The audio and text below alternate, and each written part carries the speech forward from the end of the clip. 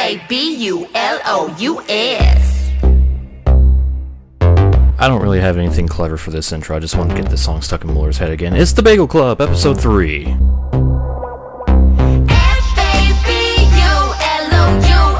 Yes. Diamonds on my neck. Yes, I'm fabulous. They keep hating on me. I don't. Hello, everybody, and welcome to the Bagel Club, episode 3, where we will be talking about all the things that's happening in the wonderful world of professional wrestling over the past week. I am your host, Crazzy Ryno.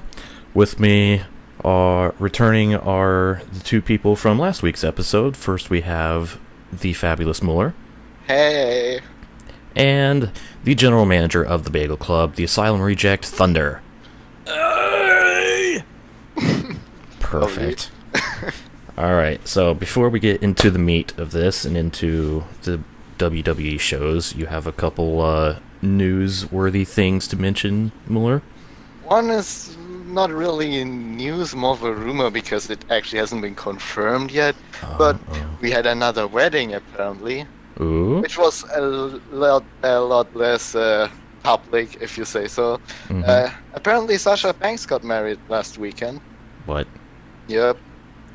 There was a picture surfacing on the internet that showed her in a dress and her fiance Mikasi, but it hasn't been confirmed. But then again, she rarely ever talks about her fiance and stuff, so... Damn it. First Ruru and now Sasha. Yeah, all of our favorites One are by getting married. one, they're all disappearing. All We the still- bays are going away. We still have Becky, we still have Cesaro. That is true. Still have Kevin Owens. No, he's married, never mind. Yeah. Yeah, I was about to say that's not correct. Then Shut up. We still have Bobby Roode's theme song. Hey! Glorious. At least we have something Yeah. glorious in our lives. Yeah. She got married, apparently. Then again, it's not been confirmed yet. You never know. But Damn rumor mill. And then another thing that happened last weekend. Oh was, boy, this thing. A certain UFC fighter, you may know him, you may have heard of him before, Conor McGregor, called out the entire WWE roster. With the Pretty much exception called out all of people. professional wrestling. Yep. And everyone of professional wrestling responded. He called them pussies. It Yep. was, for lack of a better word, a holocaust on Twitter. Yep. Everybody shit on Connor. Everybody. It's basically Conor McGregor just being Conor McGregor. Mm-hmm. I would pay a lot of money to see the entire WWE roster slap the shit out of him. I just want to see Brother Nero McGregor deleted. Many do. Yes. Well, My God, that was quite a day. that was When that quite happened. a day. Yep. Oh goodness. There were a Well. lot of angry responses on my Twitter timeline. Mm-hmm. Like, well, anyways, I think it's time to get Alright. started with the real Yeah. show.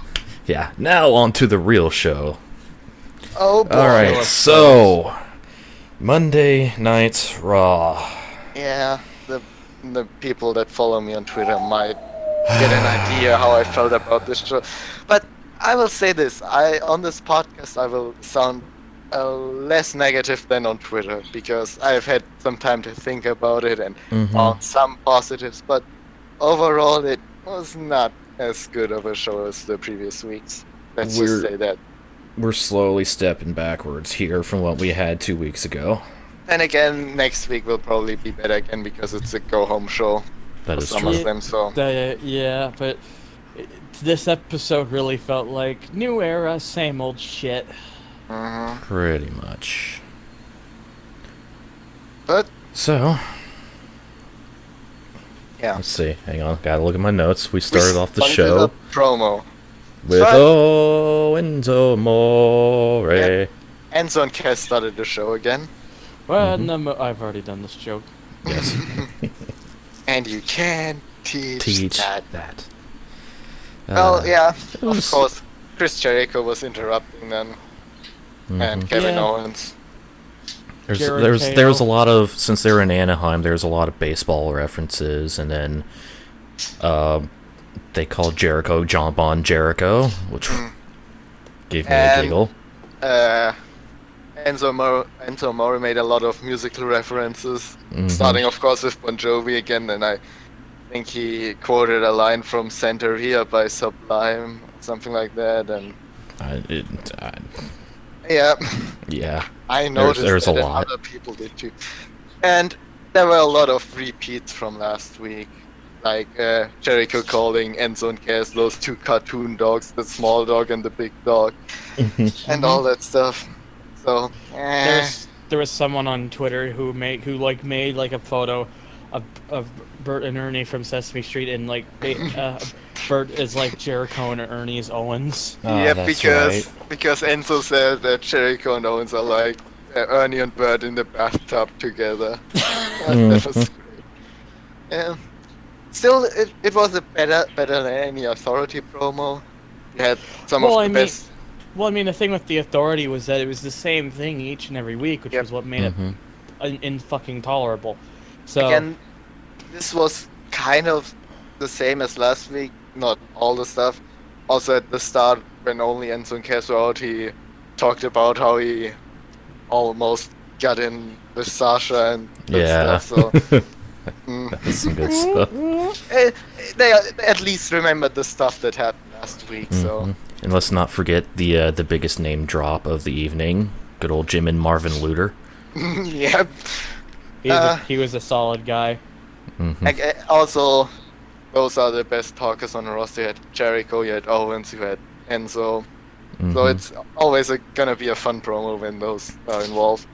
But Yep. it backed on a little bit too much this week, I think. As the opening segments tend to do.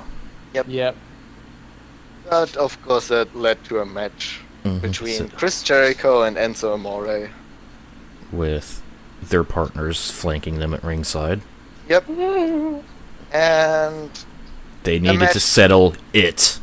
it's Ow. it. It. Yep. It. I don't know what it is, but I do. I'm gonna shove it down your throat. Oh, yep. How you doing? And How you the doing? match was decent. It ended in a DQ finish after Cass got involved. When Kevin Owens got involved, but the ref didn't notice. So Yes, Big Cass Cass just decided took matters to into his own hands and just mhm. decided gave to Jericho a big boot Yeah. The boot. right in the face. It still was a decent match, but Mm-hmm. we kind of got the same last week in the mixed tag match with Enzo and Chris Jericho. So Yeah. it was a fine match. It Mm-hmm. set up the tag team match between Enzo and Cass and Owens and Jericho for SummerSlam, which we expected. So that's It's gonna going be a for fun them. one. And another thing I noticed is that Magel actually mentioned Chris Jericho being on Whose Line this week, which also yeah. happened. It was Yeah. quite funny. Check Yes. it out That- if you that did. was Yes, good. because not wrestling stuff during the wrestling thing. Oh no, people are gonna complain. It's Maggle. It's fine. They Yeah. complain about him anyways. Yes. And then we got a little announcement that Mm-hmm. Ruru and Lana will celebrate their marriage live on Raw. Woo! Yay! Wow. Because those always go so Mhm. perfectly. Well, at least it wasn't. It wasn't. Wow. Okay, I'll At least stop. it wasn't a live marriage with one of the girl or the dude being left at the altar and stuff. God. Because Yeah, that's what that- always mhm. happened. Yeah. It It's was a thing. kind of different because it was a post-marriage or post-wedding But- thing. We'll get to it later when it actually happened. Yes. Next up was a little backstage promo with Sasha Banks walking into Mick Foley's office, who was on the phone, and she proposed to make a title match at SummerSlam a handicap match because Dana Brooke is gonna be ringside anyways. Yeah. Which Screw was, it. Yeah, screw it, make it a handicap match, but Mick Foley had a better idea. He suggested Sasha Banks faces Dana Brooke tonight on Raw, and if she loses, it will be the handicap match. If she wins, Dana Brooke will be banned from ringside. Kind of like that. You had a match for the show with actual stakes. It mattered for the storyline. that It was Sasha good. that Sasha called asked for the handicap match kind of shows a bit more of her character, that she is very confident and all that Mhm. stuff. She's a fighting champion. But why would you ask for the handicap match? That's just kind of stupid. I guess then Dana's on It's the apron. because she knows Dana's gonna be there, and instead of getting that distraction to which would cost her the win, you know. Yeah.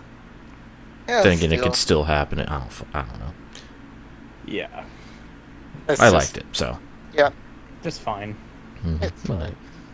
Oh, then we get to another squash match. Squashy. Byron This one Saxton- was slightly different. Byron Saxton was interviewing the jobber backstage, of course, Jarrell didn't Nelson. who didn't answer anything. Yes. 'Cause he was Byron scared. asked him how he felt facing Borg Strigman, and No answer. he just kind of nothing. sat there with a blank face, Yep. Oh, no. And contemplating What- life decisions. I just love these jobber interviews. They're so great. Mm-hmm.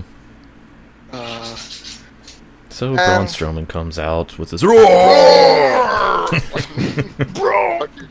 Braun Hulkmans Big Pants McAngry face, as I'm gonna call him this week. with big beard. Yep, and the jobber actually got an entrance. Which was actually pretty cool. Upgrades. But, Plus, well, his entrance theme wasn't that bad as well. Yes. he lost pretty quickly again. Poor Troll Nelson. It was. It was a squash, so. Let's see. He ate him alive. It's Yes.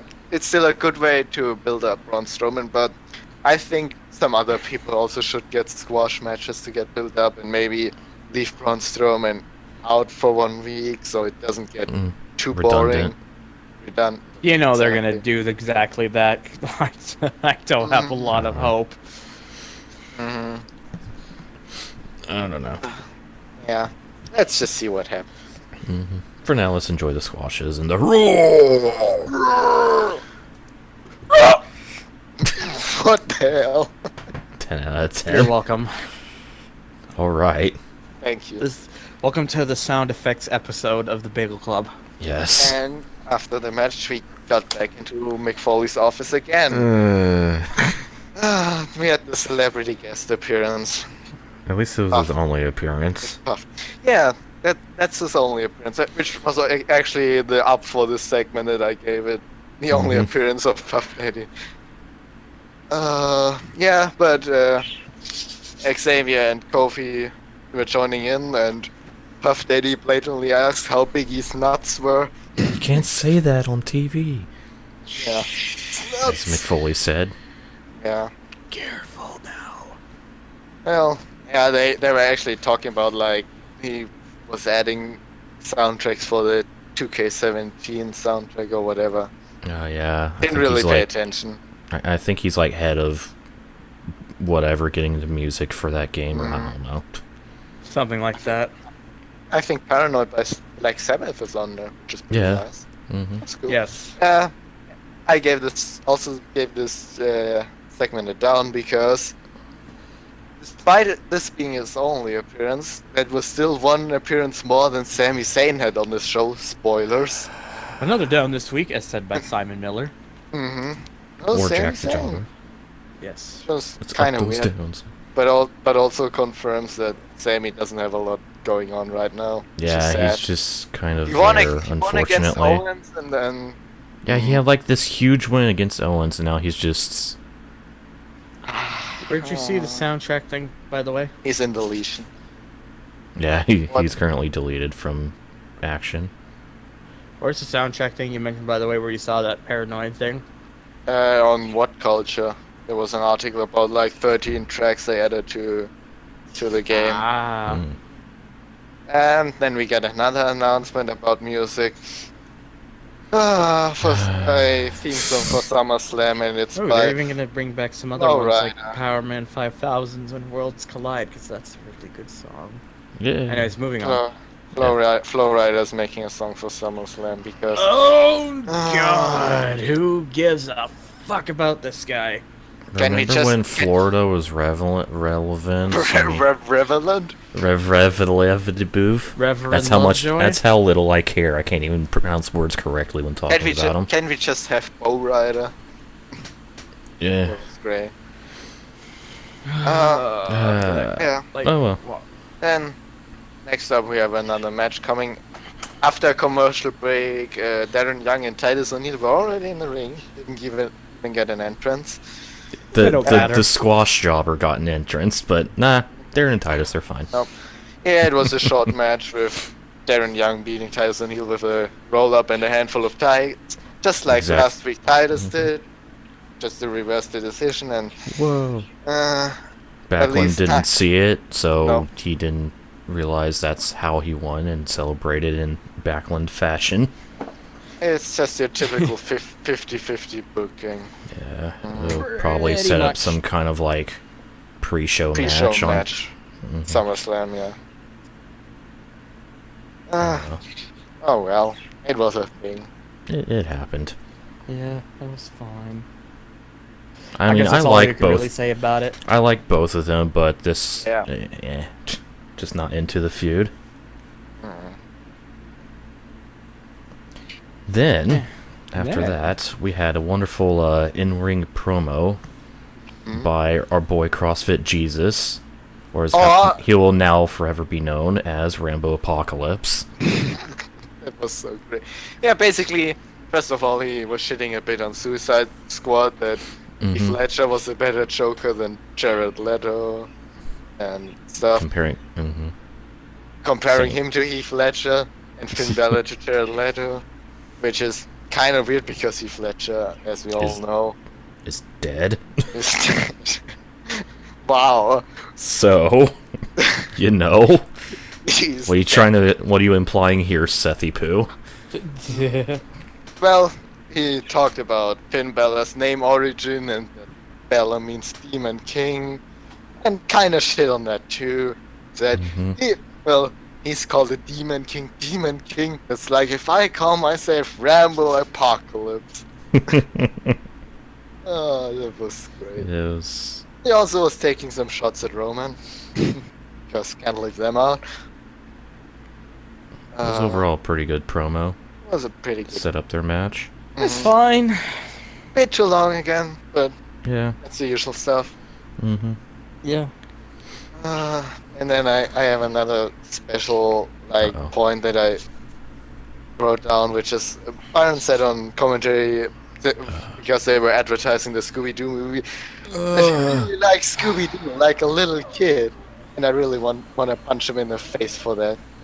I get this whole Scooby-Doo thing, but Jesus Christ, we really shouldn't need to hear it so much about it because they promote it way too goddamn much. And it's like, I mean, they only devoted like a mini segment to it.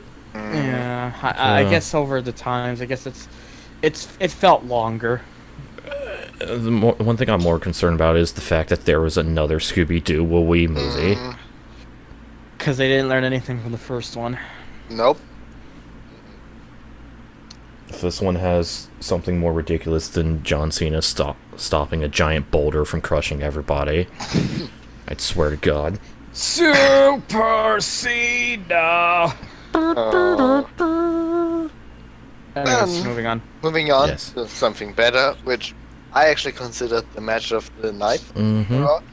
Cesaro versus Sheamus. Again.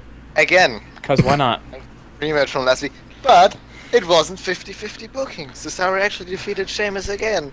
Yes. Not it was totally clean because there was a ref bump at the end, but still. But It's It still was a a- win. It was a good match. And it definitely was the best match from Sheamus in months. yeah, Sheamus. In That months? was Really a long really time. good match, actually. Either Yeah, the that or match it was was just probably the everything best else part. so mediocre. It just elevated that. It's pretty much just- the best thing they had going for, well, almost the best thing of the night. Yeah.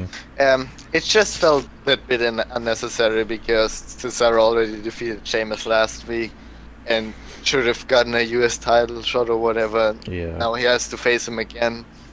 I think Well, Sheamus he won- demanded that or something. I don't know. He won again. So it's not too bad.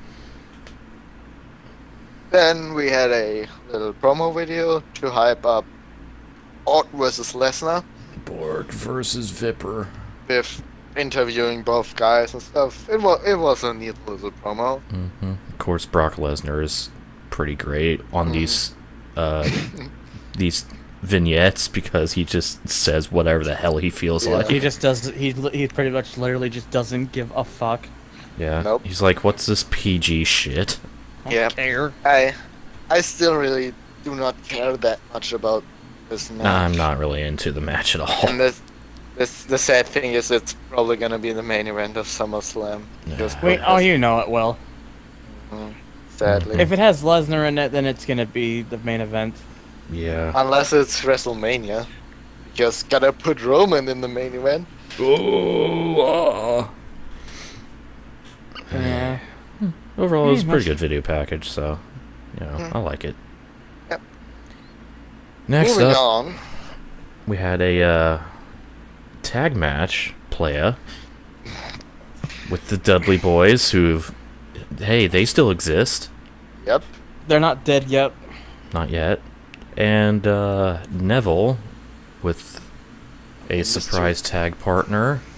Well, let me just say this: it's not quite as big of a surprise as Bailey on Battleground. No. Let me tell you what. What? Some of my speculation was it was either going to be Heath Slater or Jinder Mahal. Yeah. It turned out to be Batman. Oh. I'm Batman. No, it's actually just Sin Cara. Dressed in black. Dressed in black. Yep. He So kinda looked Batman. like Batman, yeah. Sin Bat Rara. What? Oh, or as I put in my notes, Bat Lucha.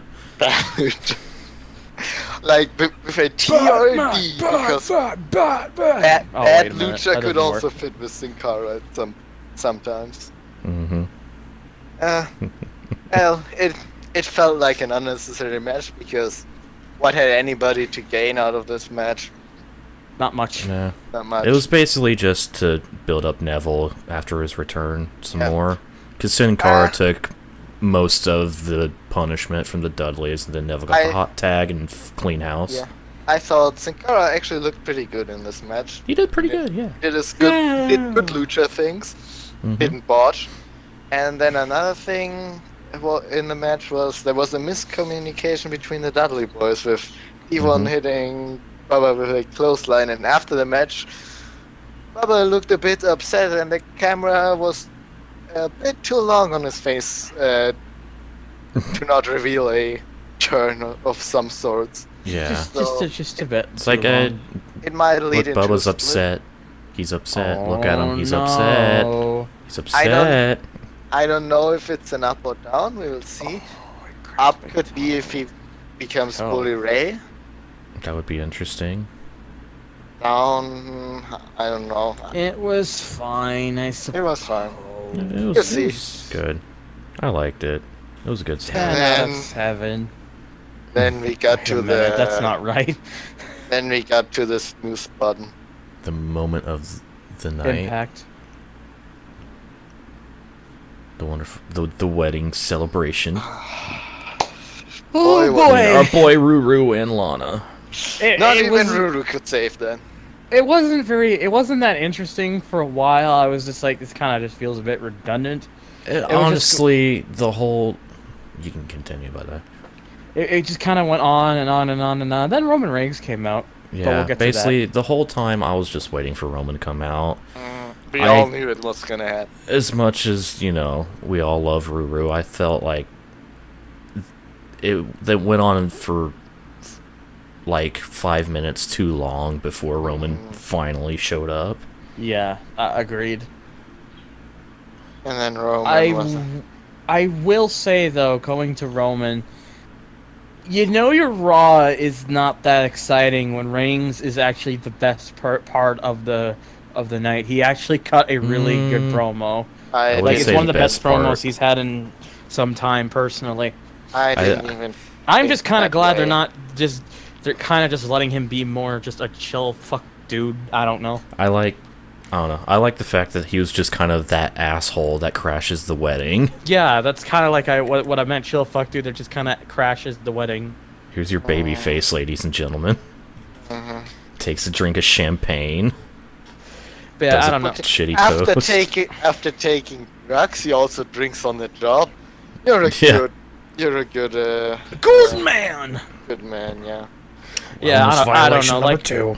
I don't know. I personally think he's now that he's no longer being kind of forced. He's kind of being forced down our throats as the top of the food chain. I think it kind of helps him in a way because it just makes him more. It allows him to just kind of be more of him without needing to without having to have the image that he is the be all end all anymore. Yep. But I think it's I good think- keeping I think- him in the mid-card championship scene for a while. Yeah, I don't know. I personally really liked the segment, the segment he was in, because it was one of the better things he's done in quite some time. Yeah. I still don't get interested in Roman though. I just Yeah, I'm can't still- like his character. I just don't know. I don't I want to mean, be. I don't want to be one of those smarky Yeah, guys. same. But Spark. I think he's a fine he- in-ring competitor, but I th- I just I think he don't could care do with a about run his as a character. heel. like So I think. they should have booked Roman kind of like they're doing with Eva Marie now, because the fans absolutely hate him. So give them reason to hate him even more. Mm-hmm. I That don't would've know. been Like great. he's not. I mean, I don't know. Again, I'm not saying I'm suddenly all like, oh, hey, he's all right. Like it's gonna take some time. He needs more stuff like this before I can really Oh, be yeah. like, yeah, okay. But I think personally, this is kind of the stuff he needs right now. Yeah. Definitely. He still needs to stop wearing that damn vest. Oh, and stuff. it'll never change. No. Trust me. But- armor. His shield is no more since like 2 years. Stop wearing that shit. Just the other because guys you're did using the Shield's old theme. It doesn't And of- matter. It's not like what I don't know. Maybe I look at it a different way. I mean, again, I'm not really trying to defend Roman that much here because he's still gonna have to take a lot more to grow on me. I just think he had a better night than he's had in quite some time. 'Cause- Sure. Yeah. oh boy, the whole builds up to WrestleMania, and then a couple months after that, oh my fucking god, that was insufferable. Ugh. That was Of good. course, also this segment had to end with someone getting caked in the face. Absolutely. Ha ha ha! Vince needs to laugh a bit. Yeah, that's hilarious. It's Hilarious and original. Hilarious Vince and original. McMahon humor 101 face cake. Yeah, Lana Lana looking like she came straight off of Carrie. Exactly. They're all gonna cake at you. Mm, Yes. Yeah. Of course it had to happen. Well, anyways, that was a segment that Mm-hmm. felt very, very long. It was overall not that good in my opinion. Yeah, it just droned on way too long. Just, Then, next up, there was the women's match of the show. Sasha Mhm. Banks versus Dana Brooke. Of course, Sasha Banks defeated Dana Brooke with a little miscommunication between her and Charlotte, getting slapped in the face by Charlotte. Yep. Uh, It was a fairly short match. it was a bit too short. I thought they Mhm. maybe should have been a bit more successful interfering from Charlotte before they Yeah. actually have a miscommunication. So you actually would think maybe Dana wins the match because of the shenanigans, but yeah, They just it didn't. it was too short. It was the only women's match on the show. That miscommunication was a little. It was a little Awkward. mistimed. Yeah, because Charlotte was kind of winding up her slap for like a good way too long. She was like preparing to hit, then kind of faked it a bit, then Sasha already ducked out of the way, and then it kind of looked a bit awkward. Yeah. Yeah. And, well, but the thing is, the result of the match actually had a storyline impact, so that's fine. No Dana Brooke at SummerSlam. It just could have been like 2 or 3 minutes longer. Yes. Yeah. nothing more to say about it. It I don't just mean kind to of be felt. s- It just kind of felt like a throwaway match to justify having Dana banned from ringside. Yeah, which is I don't mean kinda to weird. be so vague with what I'm saying. Okay. Talking wise, I'm just still very drained of energy after being outside earlier when it's fucking humid as fuck. Holy. Oh. Summer It's in alright. North America, it fucking sucks dick. Yes. Well, it's actually kind of getting pretty cold here in Germany over the last couple days. I'd like to get cooler. It's like, Yes, that would be please, nice. let's exchange weathers. Okay. Uh, Well, moving supposed on. to get quite a lot of rain. Mhm. Although that Anyways, isn't gonna help the onwards. heat. Anyways, yes. sorry. Next up, we had another vignette. This time from Fabulous, Yep. which gave us a nice little history lesson Yep. on the origins of his name and was a pretty- all that. It was a pretty good little video. Mm-hmm. I like that they actually gave a look into the reason behind his name. Mm-hmm. It was a better Finn Balor promo because Oh yeah, definitely. even in it's a lot better. NXT, back in NXT, all his babyface promos were pretty bland at all times, and the only thing that really made Finn Balor stand out was the demon. Mm-hmm. So, Yeah. So, but that's that pretty was much. actually pretty good. It got me excited because I Mhm. guaranteed that the demon's gonna be out for SummerSlam, and I fucking that's love as- that. Right. As it should have. And next up, we moved what I would see as another up. It was a segment involving the club, and they actually got to this show is good. some character. Mm-hmm. It was Dr. Festus and Dr. Average American Husband, contrary to Hot Asian Wife. Yes. Yes. Dr. Anderson, Dr. Gallows. They warned us about the lasting side effects of ring postitis. And that I Biggie's- fucking that- love this segment. It was that great. Biggie's operation was pure nuts. Mm-hmm. It was great. They actually got to show some character. It was funny. It made me chuckle. I thought it was a great segment. It wasn't some kind of bad comedy like Golden Truth stuff.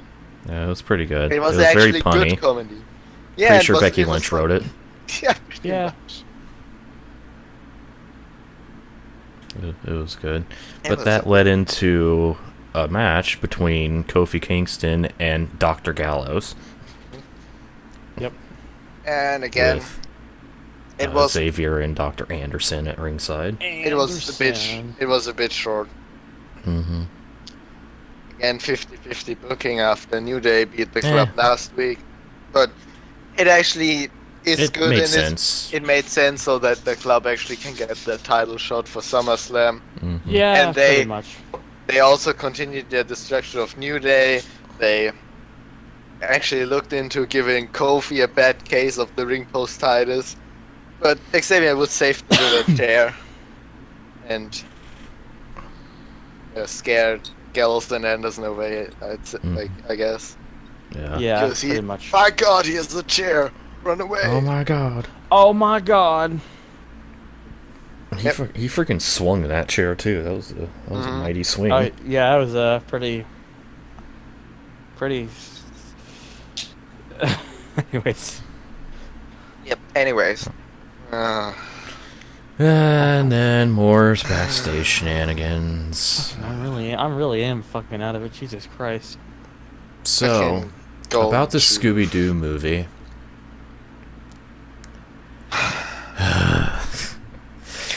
We have a segment with Golden Truth talking to Scooby freaking Doo next to the Mystery Machine. That's Thank all I God have, Thank God Emil's not here right now. exactly. That's all I have to say about the segment. That's all you have to say. You know it's not good. It Yeah. was to promote the movie. Moving on. Yes. Moving on. We get to the last segment of the night, which was Which was heavily teased. Mick Foley and Daniel Bryan, because Mick Foley invited Daniel Bryan to talk You're about supposed to be on things. SmackDown, though, D-Bry. Wait a To minute. talk about the things that happened in the last week with people invading both shows. Mm-hmm. Basically the whole Lesnar-Orton thing. hmm And Started off with some start ass off- kissing. yep, Mick, and Mick was getting a little bit heated after a while. Yeah. because he pointed to some points Daniel Bryan has made on Talking Smack, the talk show that always after SmackDown. He said some bad things about Raw and like, Mostly making fun of the Universal title. Mhm. Yeah. So And yeah, Mickles wasn't too fond of that. Nope. out comes Ruru, of all people. Yes. But Didn't you already he have said- your own segment? He said things like, yeah, the Universal title, who needs that? I'm the US champion, I should be the only champion of Raw. Which was kind of The neat. only champion. And then out comes Cesaro, who Oh. of course made a point about beating Sheamus again and actually deserving a US title shot now. And Mhm. also that Daniel Bryan also was someone who kind of agreed that Cesaro isn't used right on Raw. So They're definitely making use of Cesaro's comments on the Mhm. draft about wanting to go to SmackDown, which I actually That's like. yep. Yep. And that actually led to Mick Foley making an impromptu US title match To be the main event. to be the main event. Didn't end with a freaking Authority promo, thank God. It didn't Yeah, end I after know, 3 right? hours because we Yeah. actually went into overtime. Then again, Raw always goes into overtime. But a bit, but this was like 15 minutes overtime. Yeah, that's true. Yeah. Like it wasn't just some, okay, here's the match just to write this off. They had a legit match and it went But on that- for, a good 15 minutes. The promo segment wasn't that bad. I Mhm. like the fact that they actually built some kind of tension between Raw and SmackDown, and it's not all just working together really well and stuff. And there's Yeah. actually a bit of competition. Which is And good. of course, the impromptu title match, Rusev versus Cesaro. What's not Mhm. to like about that? And it was another good match. And it was another good match, yeah. Mhm. But Cesaro didn't win. I thought at some points in the match that he actually might win. Yeah, I was actually I'm like, they're gonna put the belt on Cesaro, aren't they? Ooh, this is interesting. They actually went with the obvious Sheamus interference. Yep. Sheamus got the brogue kick on Cesaro's face while ref was distracted. There was another ref bump in this match. Yeah. Ref was down. Cesaro got hit with the bro kick, and did he get put in the accolade? I don't remember. I don't remember. I think Rusev just pinned him. Maybe What about Rusev hit him with a kick and pinned him. I don't know. I actually forgot because It I was a bit upset about the obvious Sheamus Yeah. interference. Mm-hmm. Overall, it still was a good match, and Yeah. again, Cesaro looked like he could actually beat Rusev, and he didn't just lose clean. So Yeah, it was a dirty finish, so it didn't take anything away from Cesaro. that was the show overall. But the that show had to end as It Rusev leaves celebrating Oh, his yeah. win. I actually Spear! kind of. The thing is, I actually kind of forgot about it because maybe Be I glad. wanted to forget it. Probably. Yeah, Roman hit a spear on Rusev, stood tall at the end of the episode because even in the mid card, he Gotta has to have be Roman important. stand tall. Gotta have Roman Mhm. stand tall. Can't go any other way. Well, as Yeah. long as Vince is running the Asylum, rings will always be like that, no matter where he is on the card. He Probably. could be on the lower card and he'll still be made important. It reminds me of when CM Punk was the WWE champion and he wasn't the main event attraction during his reign. Yeah. It's like, ugh. So yeah, that was Raw. It was mediocre. Correct. Had a couple good matches, both of them with Cesaro. He did two, like, Cesaro was the man that night. He did two 10-plus minute matches, and they were both the best matches of the night. Cesaro is just an extraordinary talent. He's just so fucking good. He really I is. didn't like is that the women didn't get a lot of time. Yeah, there's... I think it was a good thing that they didn't put like the major focus on Sasha and Charlotte again, because you can't do that every show. But at least if you're giving them not as much time, make another women's match, because we didn't even get a Nia Jax squash match in this. Yeah, show. we just got like a little video, like teaser video of Nia Jax. Probably hints at her being Sasha's next challenger after SummerSlam. Maybe. I'd say. But I wouldn't be like, surprised. It wouldn't be too bad to put like Summer Rae in a squash match, let her squash some local competitor, whatever, to build her up. Because after Sasha and Charlotte, you have Nia Jax, and then a pretty big void of no one. Paige, I think, is out injured. Then you have Alicia Fox and Summer Rae not even doing anything. I think we're starting to feel effects of splitting the women's division with the draft. At least on Raw. It's just kind of empty. Yeah. At least on Raw. Yeah. Anyways, that was all. Plus, you know, the whole lack of Sami Zayn throughout the entire show. That was another no. Why? Also, we didn't get like a real tag team match. I mean, Neville and Sin Cara versus the Dudley Boys was a tag team match, but it only involved one actual tag team, and they lost. So, yeah. But those are just minor things. Let's just move on to SmackDown. Moving on. On to the next one. Live. As I put in parentheses, please be better in Raw. As I'm pretty sure a lot of people are feeling that. But we led off with a backstage interview with one Mr. Randall Orton. Randall Keith Orton. Randall Keith Orton, excuse me. Mr. Randy. Yep. It was a thing. Yeah. He mentioned being the Legend Killer and taking Bork Laser to Viperville because...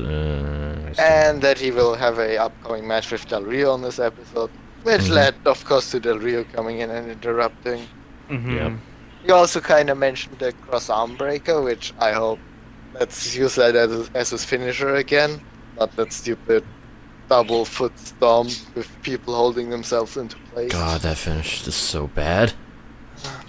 I kind of like that Del Rio said that Viper will sound stupid, like something like Disneyland. Because it's kind of true. It is. It really sounds stupid. Stop saying Viper will, please. Please. And it actually added a bit of spice to the match with them going at each other before the match, so it wasn't just here's a match between two people.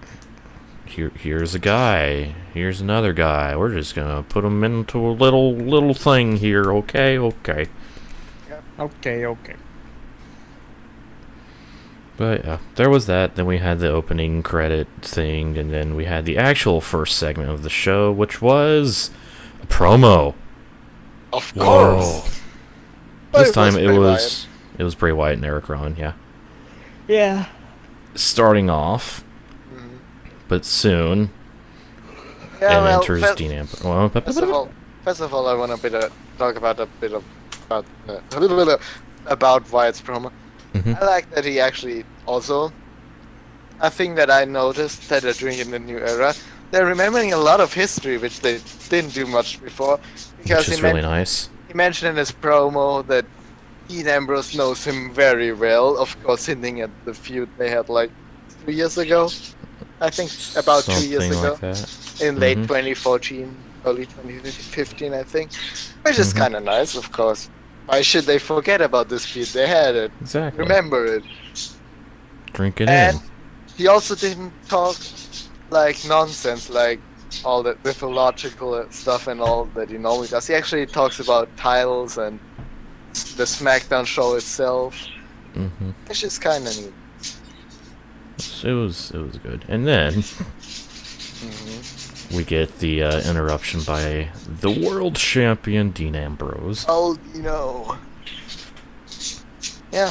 I don't remember what he said. Same. I didn't. I'm very vague with. I'm always very vague with my notes. Yeah, he didn't say anything majorly memorable. I think. Yeah. I think he talked about because Bray Wyatt said something that the show belongs to him. Then Dean Ambrose said the show belongs to the fans and to the WWE World Champion and all that stuff. So something along those lines. And then Paul Ziggler's music hits. He just walks past Ambrose, enters the ring, and goes right after Wyatt. Of course, since the Wyatts are two people, Bob Ziggler's alone, they get the better of him. But Dean Ambrose, of course, he loves to fight, gets in there, helps Ambrose. Yeah, Ziggler helps himself. So they go back and forth. I think. Then at one point, Ziggler goes to super kick Bray Wyatt. Who had ducks. Dean Ambrose in the Sister Abigail. Oh yeah. Wyatt ducks away, accidentally hits Ambrose. Oops. Right in the head. Right in the head. Oh shit, But then he super kicks Eric Rowan. Yep. And then then Sister Abigail. Oops. Yep. Ziggler. It's great. Wyatt stand tall again. He still looks like a legitimate threat to them. It's interesting having like kind of a double feud going on here. There's a bit of tension between Ziggler and Ambrose because of the super kick to the face. Yep. You don't know which direction they're going then in that match, so not as friendly maybe anymore. And they kind of argued backstage after that. Yep, they argued backstage, which of course led to Daniel Bryan and Shane McMahon getting in between them so that they don't brawl backstage. And in spirit, your boy Teddy Long. Player, there's a tag match going on. Yeah. Wyatt's better settle your differences because there's going to be a tag match, player. Yep. I thought the match made 100% sense storyline-wise because, of course, the brawl at the start. And there's a bit of intrigue if Dolph and Dean can actually work together. Maybe, maybe not. Maybe a heel turn, I don't know. You know. Maybe. I'm still here. Then we finally actually get to the first match of the show. Which was American Alpha versus Mikey O'Shea and Mike Vega. Basically, a squash match, but before the first babyface squash match. And the first squash match that doesn't involve Braun Strowman or Nia Jax. Yep. Before the match starts, like all the other tag teams come out, similar to the women like 2 weeks earlier. You got the Ascension, you got the Vaudevillains, you got the Hype Bros. Just standing ringside, nothing more. Okay. Yeah, they just kind of came out and stood there at ringside to watch. Also, another thing I wanted to notice, some quality commentary from JBL mentioning Mikey O'Shea and saying Mikey or whatever your name.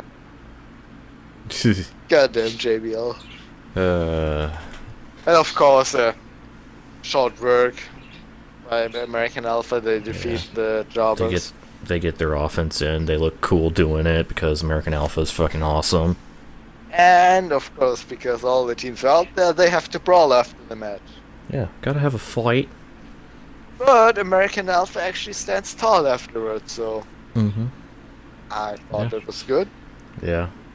And yeah, it was an alright segment. It was good seeing American Alpha, and you know the overall the whole thing made sense because all the tag teams are trying to make a statement for the rumored tag title that's going to come to SmackDown. Although interesting, Breezango were missing in that. I forgot about them. And the Usos, Oops. of course, missed because I think one of them is injured. Yeah. Probably. Yeah, that was good. After that, we had... Yeah. So we go to Renee Young on the little pre-show stage thing. Her were Miz and Maurice. Oh boy, My- what an excellent thing to come back to. God, was Yeah. this awkward, especially for Renee. Who Well, looked pretty fine, I'm not gonna lie. they interviewed, and of course, Miss and Maurice do the usual stick of, oh, they're a married couple, or they're so great together. And then we go to a little, like, It was promo video. basically leading into some porn shit. We're going into a little promo video about Apollo Crews, who's, of course, the new challenger for Excuse me, the IC Apollo title. Creed? Apollo Creed, sorry. And then when we come back from the video, Miss and Maurice are actually lying on the goddamn table. Mm-hmm. The Just kind of undressing each other with their eyes, basically. That was really awkward. The only thing I put about that in my notes was, okay, what the fuck? I put, what the fuck did I just see? Yeah. It was, ooh, that was hard to watch. Yeah. Moving Anyways, next on. Time for match. some women's action. Finally. Yeah! Hopefully we can actually get some women's action. like an actual match, unlike last week. Becky Lynch, our favorite Irish last kickers, coming out. Whoa. And then the double annoying over-the-top voiceover. Eva Marie, of Marie. course. Yay. At this match again. She's gonna have a second chance at her debut. She's Take two! She's making an entrance, goes on a turnbuckle, jumps down. Hooray, her leg is fine. She can She actually didn't fuck it compete. up. And And just then as the cut, ref- the camera focuses on Becky Lynch for a while. Suddenly, oops, Oops. Eva had some Uh-oh. issues with her top. Wardrobe malfunction. She almost showed her huge teddy bojangles on live television. Mm-hmm. Them chibbity bojangles. So yeah, the ref called off the match because of the wardrobe malfunction.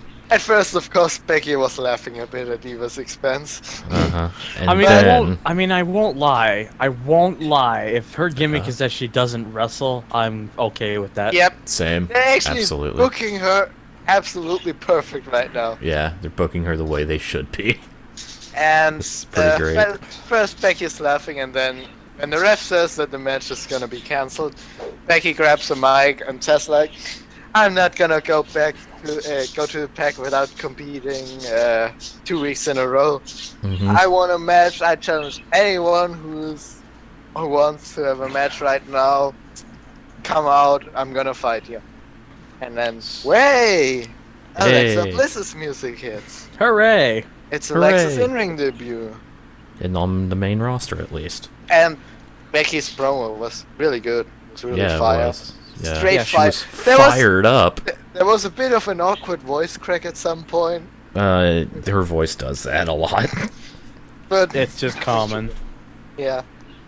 But yeah, I think it's great. I was really looking forward. Alexa with Becky seems like a good match. Mm-hmm. Which it And- was. Which Yes. it was a decent match. Yeah. It was a bit on the short side again. Yeah, Just midway through the match, but even Marie's music, well, voiceover, if you will, hits Yeah. again, saying Eva Marie is now ready to compete. Which led to Becky, of course, being distracted again, because she always gets distracted. yeah, which led I, to I Alexa really taking wish they'd advantage. stop always doing the whole they get distracted gimmick. It happens too often. Mhm. It's But yeah, she But- got distracted. Alexa took advantage. You know, hit blindsided Twisted Becky. Bliss Hit Twisted Bliss. for the Yep. win. Mm-hmm. I think it's a good thing Alexa actually won her debut. Yeah. Yeah, Yes. oh well. of More course. more heat for Eva. Now people really want to see Becky kick the crap out of her. Yes. Pretty sure Cut her ass, they Becky. want to see even, I don't know, JoJo beat the crap out of her at this point. They probably would. Yep. The bad thing only is, again, it's at the expense of Becky. Yeah, poor Becky. He always Surely loses. deserves better than this. Mm-hmm. Then they interviewed Eva, and she felt so bad about her mishap that she'll have her in-ring debut for reals next week. Oh, I guarantee something's gonna happen. Yep. we had an injury. We had a wardrobe malfunction. What's next? Maybe she just won't show up. Yep. I think that would make it interesting. Just like, what are they gonna Traffic do jam now? or She just won't even show up. Yeah. Either that, or she's like not ready to compete. She's just like in a dress and high heels. Or It's like, oh, I forgot I had a match. Or she doesn't have a makeup on or something. Yeah. Or she has to film Total Divas episodes. I actually really want to see what's next. Yeah. Well, Damn next it. up was the match that was actually advertised at the start of the show. Mm-hmm. Mr. Randall Orton versus Alberto Del Rio. Alberto Dorito. Del Which was- Rio. It was actually a pretty decent match. Mm-hmm. That's It- fine. It's pretty good. Del Rio got in more offense than anyone would have thought. Yeah. Like, I was expecting this to be a one-sided match, and Randy just kind of dominate, considering that, you know, I They're- he has always to fight like Bork Laser. I always like if when they do that with people that will obviously lose, but still get in some offense and look Oh, yeah. competitive. Mm-hmm. Because it's always a kind of a bad thing just making your performers look bad at the expense of putting one person over. Yeah. I don't course. think Randy Orton lost that anything by letting Del Rio get in a Yeah. ton of Plus, offense. Del Rio not. got like the advantage in, you know, working Randy's injured shoulder Mhm. for most of the match to set up the cross arm breaker on it. But the match actually ended in a DQ finish when Del Rio hit Orton with a chair. Yeah. Just got tired of Randy's shit. But- With the chair. It was all to put emphasis on the fact that Randy can hit the RKO at any time, out of nowhere. Out of nowhere, 'cause Yes. Del Rio goes in the ring with the chair to hit him again, and oh no, he hit the RKO. He did the thing that people paid And- to see. He only needs one RKO to win any match. Yes. Which And then means he'll it's face Until- Lesnar, and then it won't Until, happen. until SummerSlam where Lesnar will kick out. Mhm. I Yep. seriously hope they just don't make it a whole one-sided thing with that match. I'm so afraid they're going to. I really hope they don't. Eh. And Honestly, I can see the match starting with an RKO, getting the near fall, and then Suplex shenanigans, suplexes, Randy gets some more offense in, and then Brock does Brock things. I think actually the RKO will be later in the match, so you'd actually think you might win with it. Then, Yeah. now moving on, we Mhm. come to another fun little segment. Oh, it was great. It was a backstage promo with Heath Slater confronting his opponent for the night, Rhino, and Not trying me. to and not this Rhino, the one with the H in the name, Mhm. trying to convince him to let him win the match and get a SmackDown contract. For his two kids, For his 4 kids. His 4 kids, as he mentioned later in the segment, and his above ground pool that he has Yes. to pay for. It was so good. A very Starting nice off- above ground. Starting off with 2 kids, ending up with 4. His wife gave birth to 2 kids in the whole segment. Yes. Holy crap. Kids, man. Uh, He needs a job. Just do it. Let him win. he's the hottest Let- free agent. Come on. Of course, Rhino doesn't give in. He's No. gonna. He doesn't give a shit. Also, he mentioned his his shenanigans with politics. Mm-hmm. 'Cause he won some primary in Michigan, I believe. Yep. And he's gotta impress people. I don't know. Gotta impress But people rest- by beating them up. Yep. Like, Kick their ass. if you don't vote for me, I'll go the fuck out of here. Yes. And then we move on to another bad segment. Another down for me. So about that Scooby-Doo movie. Yeah, I'd promote that on SmackDown as well. Who did they choose to promote it? The Miz. because he's a movie star. Yeah.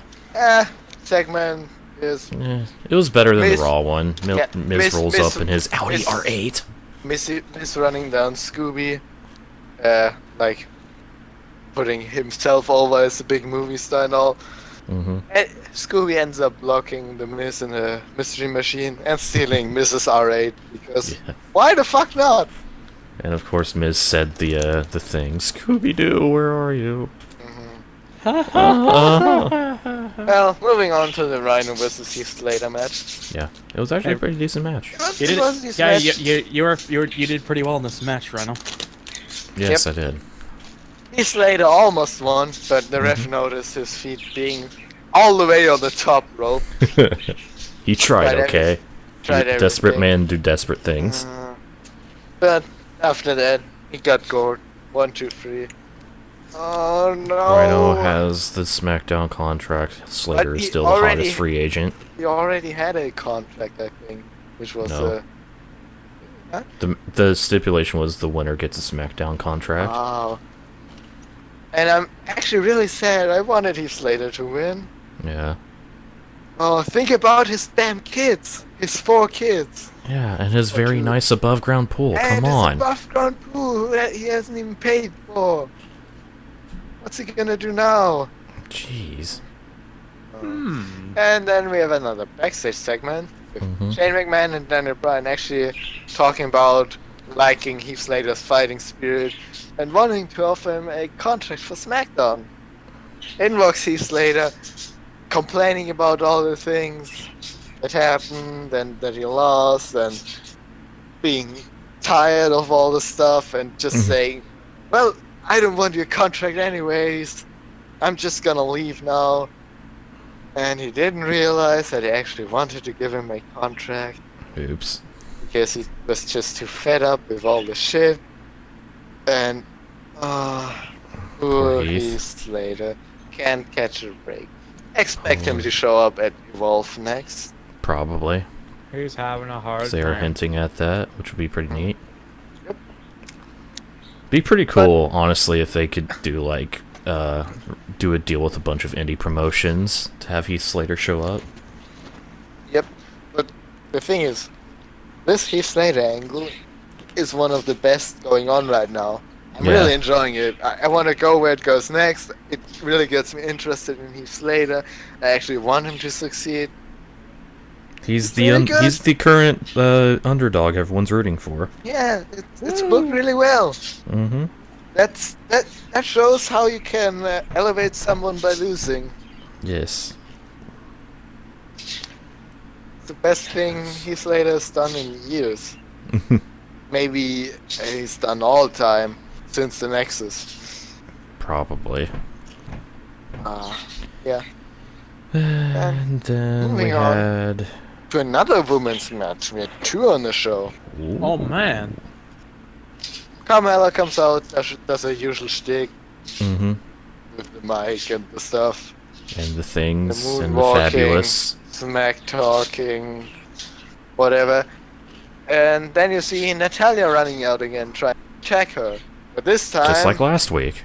Carmella's prepared and actually gets the better of Natalia, throws her in the ring, and we're actually gonna start the match. Yay. It was a fine match.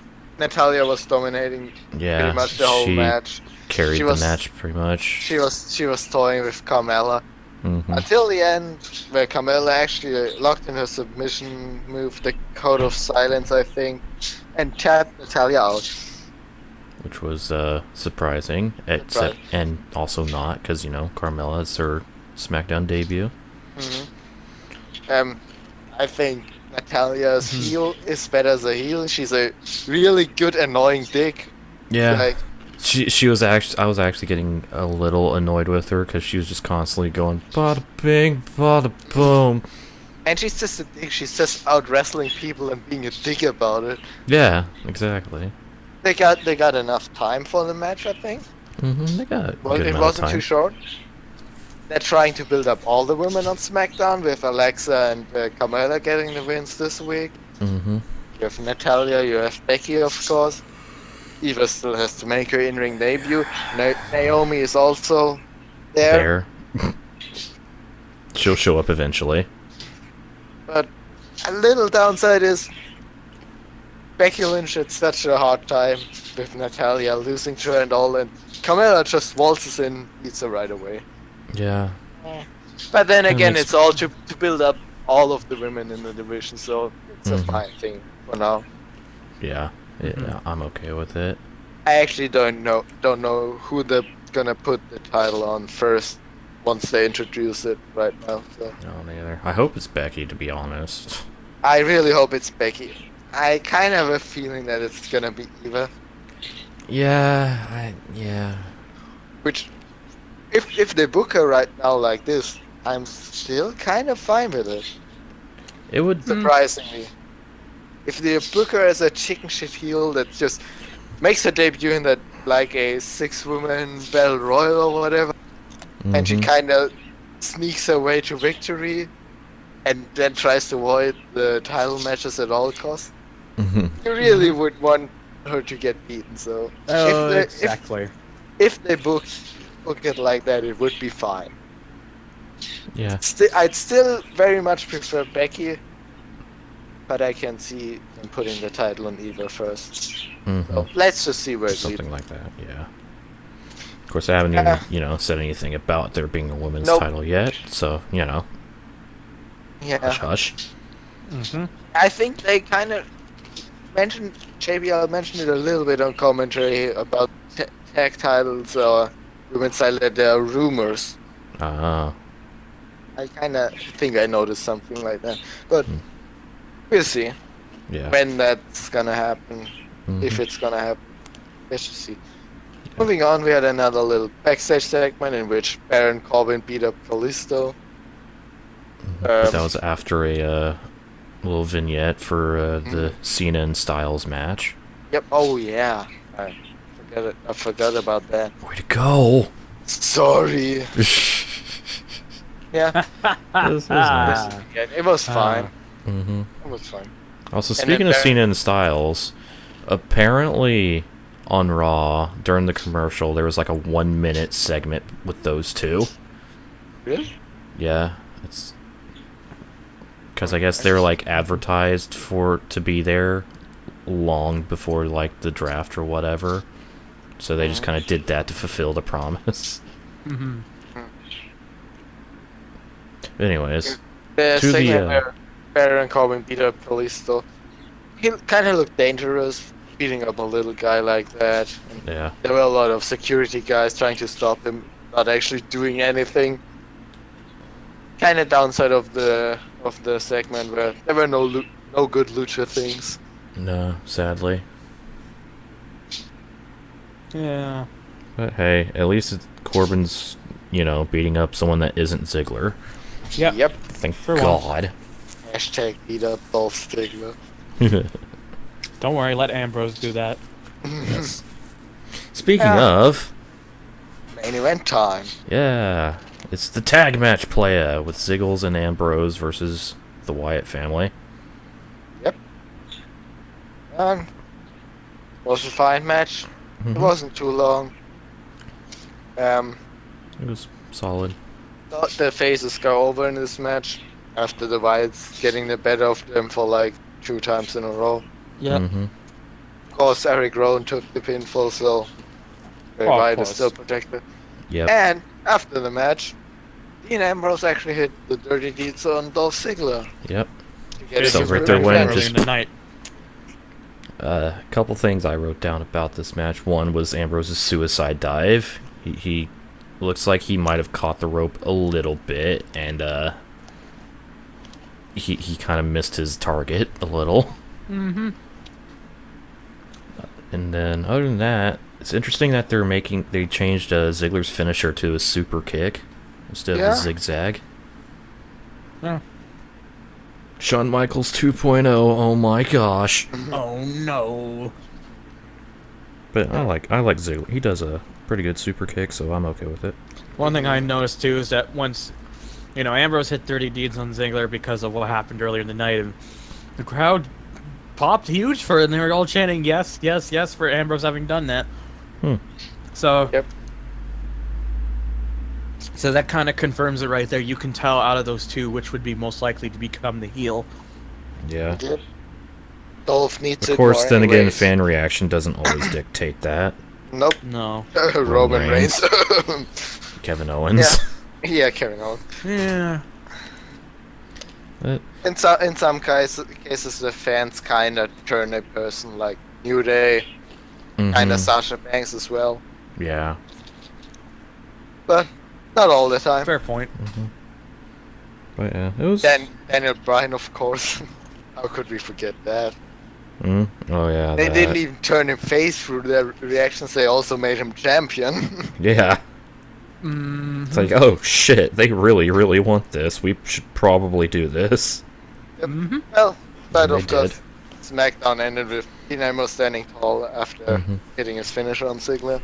So Yeah, it was alright. I'd say... better than It Raw was- this week. Yeah, better than Raw. So in my book, we had 2-1 for Raw now in the 3 weeks. So, overall, both shows were a little bit disappointing. Kind of like the getting off the high of a couple weeks ago. When They put so much good stuff in the last 2 episodes, so they had to slow down a bit now. yeah, Kind of. Kind of Pretty cool the much. Jets down. kind of cool it.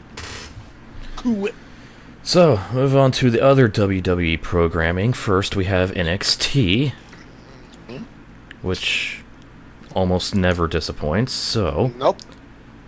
on this week's episode, we start with William Regal in the ring to No. do the what? No, No? we didn't start. We started with a backstage segment Oh. that involved William Regal and glorious Bobby Bobby Roode. Roode. I forgot about They that were, shit. they were talking about last details about his contract and stuff. It was just pretty short, and then Bobby Roode saying something when Regal left. This is absolutely perfect, or whatever. Yeah. It was just a nice little segment. Then we Anyways, the actual show William Regal in the ring. for the contract signing for the women's title match between Bayley and Asuka at Takeover Brooklyn. Yep. Brooklyn. Yeah, okay. Well, Bailey makes the entrance first, and Asuka comes out. Mm-hmm. They both come out first, right before there's any talking. I think so. Yeah. Then Bailey kind of cuts a promo. Bit more intense. Bayley's a stuff. little fired up. Yep. She also, at the after the contract signing, she kind of refuses Asuka's handshake and just pushes her out of the way a bit. And afterwards, after leaving, enters the ring again and asks her what's her problem. Stuff. She was showing a bit more intensity than usual. Yes. She was Yeah. definitely looking serious about this. Little down. She pretty much said she was, she is ready this time to face Asuka, unlike what happened at Dallas. Little down. There was no actual brawling in this. Yeah. Signing. They Like, just we have a faced- contract signing without a brawl. WTF. Yeah. But I mean, all I in all, don't mind fine. that. It's kind of different. Yeah. It's kind of fine. I was alright with it. Didn't take away from the hype of excuse the me. match at all. Oh, that was a loud one. Moving on, we got another squash match. This time featuring the authors of Pain, Pain. defeating the team of Rob Ryson and Adrian Nails. It was a really short squash. Yeah, they they got porked. And then after the match, they tried to destroy the Pro Jobbers a bit more, which led to TM61 coming out and trying to make the save. They ended up getting destroyed as well. Yeah, that didn't quite work out for them. Nope. And the Authors of Pain looked like absolute monsters. But the TM61, it wasn't really good for them. It just confirms that they don't have a lot of going on right now. And just like kind of where they have lost against the Revival last week. Now they get Their beaten momentum down is by fizzling a little. it's not too bad yet. Yeah. Just minor down. Mm-hmm. Then next up we have a Andrade Cien Almas versus Angelo Dawkins. Of course, Almas wins this match. He debuted He did a a new good- finisher, Mm. which was a DDT. Kind of similar to Joseph Corner's Righteous Kill DDT, but It looks pretty nice. without lifting your opponent up. Yeah, it looks pretty nice. Had I the like arm behind the back, the leg hooked. Bam. Like a hammerlock DDT, you could say. Yeah. Something like that. Mhm. Anyways, I still think Cien Almas is... Almas was celebrating his victory when First of all, Hmm? I want to say something. I think he's a pretty exciting in-ring competitor. He just he's doesn't good. have much of a character right now. Yeah. So, Honestly, he probably could have done a little better if he didn't unmask when he came to NXT. I think he lost a mask versus mask match in Mexico, which was probably the reason. Probably, yeah.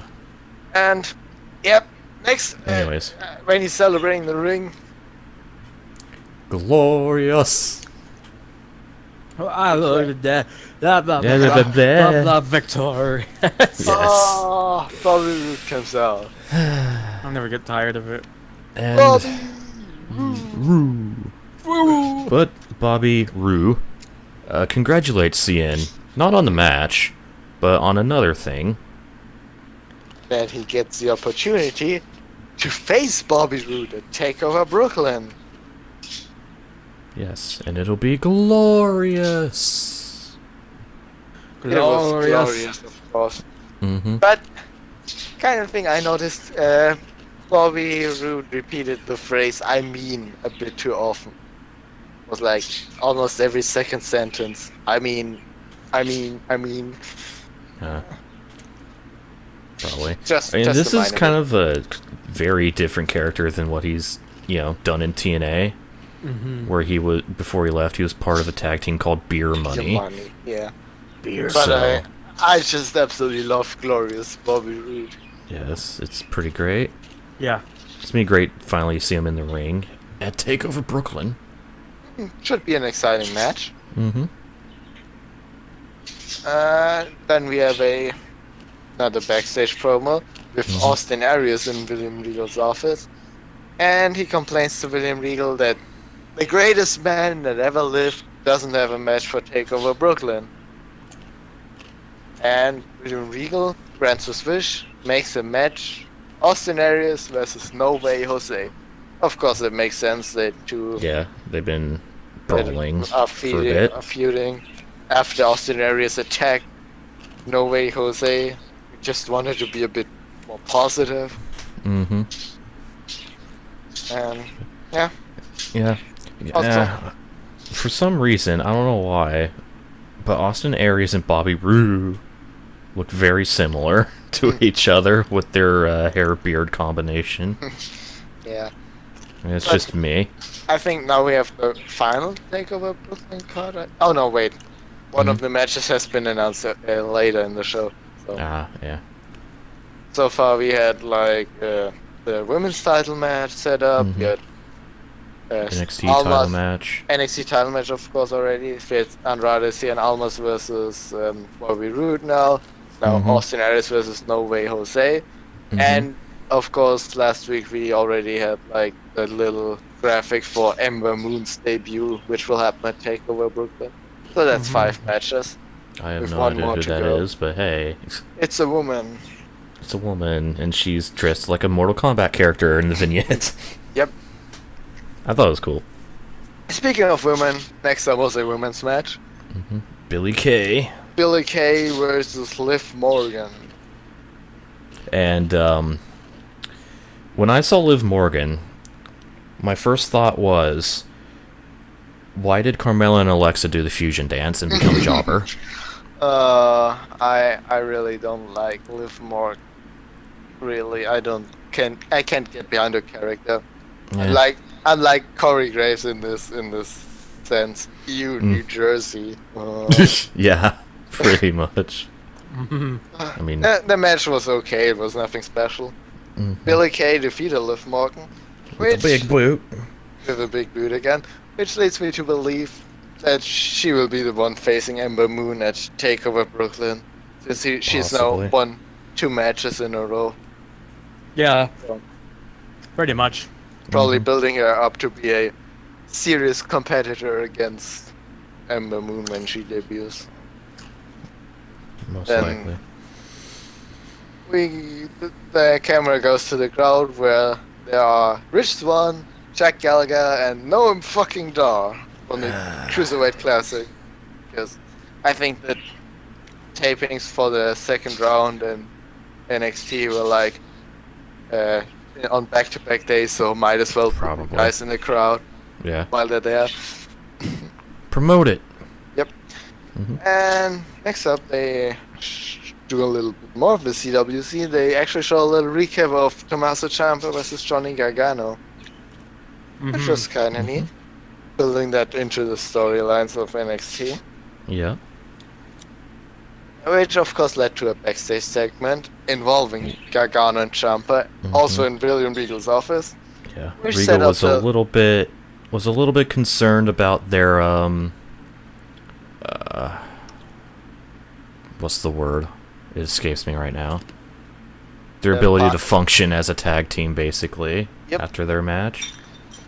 But he made a NXT tag team title match between the Revival and Tommaso Ciampa and Johnny Gargano for TakeOver Brooklyn.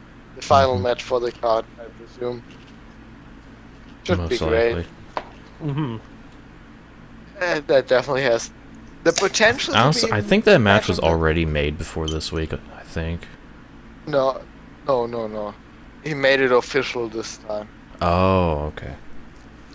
It was hinted towards with Gargano and Ciampa standing tall at the end of the episode, but Okay. it wasn't Okay. official yet. And afterwards, we actually get a match with these two. Johnny Gargano and Tommaso Ciampa defeated Patrick Clark and Tucker Knight. AKA Jobber Team. Yep. Fine And match. boy, was there some great double team offense between Gargano and Ciampa. They looked excellent. They just did the usual great stuff that they're doing in every match. Corey Graves was really trying to drill the fact, they're not going to be a cohesive unit. Oh. Meanwhile, They're a cohesive unit. Yep. very. They're fine. But yeah, they got the easy win and pretty much put to bed any possible chinks in the armor between themselves. Yep. Then we got the main event of the evening. First we got another backstage interview with one shit. of the competitors in the main event, Mojo Rawley. Yeah. Talking about Samoa Joe, I think at some point in the promo he called him a 900-pound heavyweight, and that he's being Yeah. fed up with them always jumping on him, which was the second time. I don't remember the first time a I heavyweight guess jumped on him. Kevin Owens? I really don't remember. I don't know. But yeah, main event of the night was the Mojo versus Mojo Rawley, which of course that match actually had a reason behind it. Samoa Joe Yeah. attacked Mojo Rawley last week, so wants to get his revenge. It was also apparent in the match because Mojo actually showed some real intensity, especially at the start of the match, getting the better of Joe. It was a fine match. It was pretty good. It wasn't a squash match. Mojo And I- was booked pretty strong. Also like the fact that they always have different main events. Like this week they had Samoa Joe versus Mojo Rawley. Last week was TM61 versus the Revival. Mm-hmm. The week They're before trying to that keep- was. The week before that I think was it Kode? Or was it Shinsuke Nakamura versus? No, it was Kode Ibushi Yeah, versus it was Buddy Murphy. Ibushi. Yeah. Yeah. Murphy and Ibushi. Yeah. Always have different main events, not always the same guys. It's always great. It's nice. Keeps That's it why I like fresh. NXT, yeah. It always is fresh. Mm-hmm. And at the match, of course, Joe makes Mojo tap out in the Coquina clutch. Mm-hmm. Locks it on again after the match because he's Joe. He does stuff like that. When He's Big Bad Joe. Nakamura's music hits, And then Nakamura's body hits the stage. Yep. Well, his feet. and also a lot of security guys. Yes. Because Samoa Joe. Called in all of the security. Samoa Joe said last week he was gonna kill, I guess, Nakamura if he sees Pretty him. much. So tons of security guys rush to the ring, hold Joe back. Mm-hmm. Nakamura gets in the ring, makes a bit fun of Joe, steals his nose. Yeah. Got your nose. Fucking great. I love the crowd reaction to just- that and the got his nose chant. Just making fun of Joe, getting under his skin, make him angry. Just Being teasing- Nakamura, teas- just a charismatic man. poking the beast with a stick, I guess. Yes. Was great. It was fantastic. Then gave him a little slap across the face. Yep. And that's where we ended. Yep, that's where the show ended. It was good. It was NXT. It was What an you excuse expect. always. Mm-hmm. What? I kind of feel like they maybe should say that for next. Well, then again, they'd probably be on their way to Brooklyn by then. Well, shut up. It's pre-taped. Hang on. Relax. I'll Yeah. get my mind on here quick Yeah. soon, maybe. But I kind of Please feel like that stand by. maybe should have ended next week's show. Maybe. Let's just But- see. Maybe they're doing something with the women's division next week with Asuka and Possibly. Bailey. Yeah. We'll see. Let's Mhm. just wait. But hey, it was another good NXT. I approve. Of course, right now NXT is not the only good thing on Wednesday. Oh boy, is it. Oh boy. Hello. Uh-oh. Might have some connection issues. Okay, so that was fun. Discord had some issues. Anyways, Oops. moving on. Moving on. We So- have It's a good okay. thing on That's Wednesdays. okay. We're just recording this 5 years later. Yes. Took that Yep. long. Mm-hmm. Anyways, the other good thing on Wednesday nights is the Cruiserweight Classic. Yep. First, Is second round episode. Mm-hmm. Ooh, And there were only 2 matches, but boy. boy, those were some matches. Oh boy. Oh First- boy almighty. Yeah. First up, we had the Grand Metalik versus Mm. Tajiri. Yep. Mm-hmm. And And- that's some wonderful back and forth segments to start. That opening Oh. segment was just beautiful. And that match was incredibly technical at times. Like Yes. stuff like from Zack Sabre Jr. or Jack Gallagher, Mm-hmm. which I didn't expect from this match. Yeah.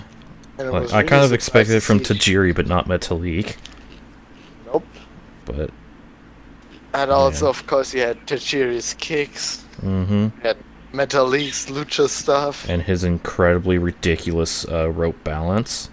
Yep. Mhm. Oh my god, he can walk the ropes like no other guy. Mm-hmm.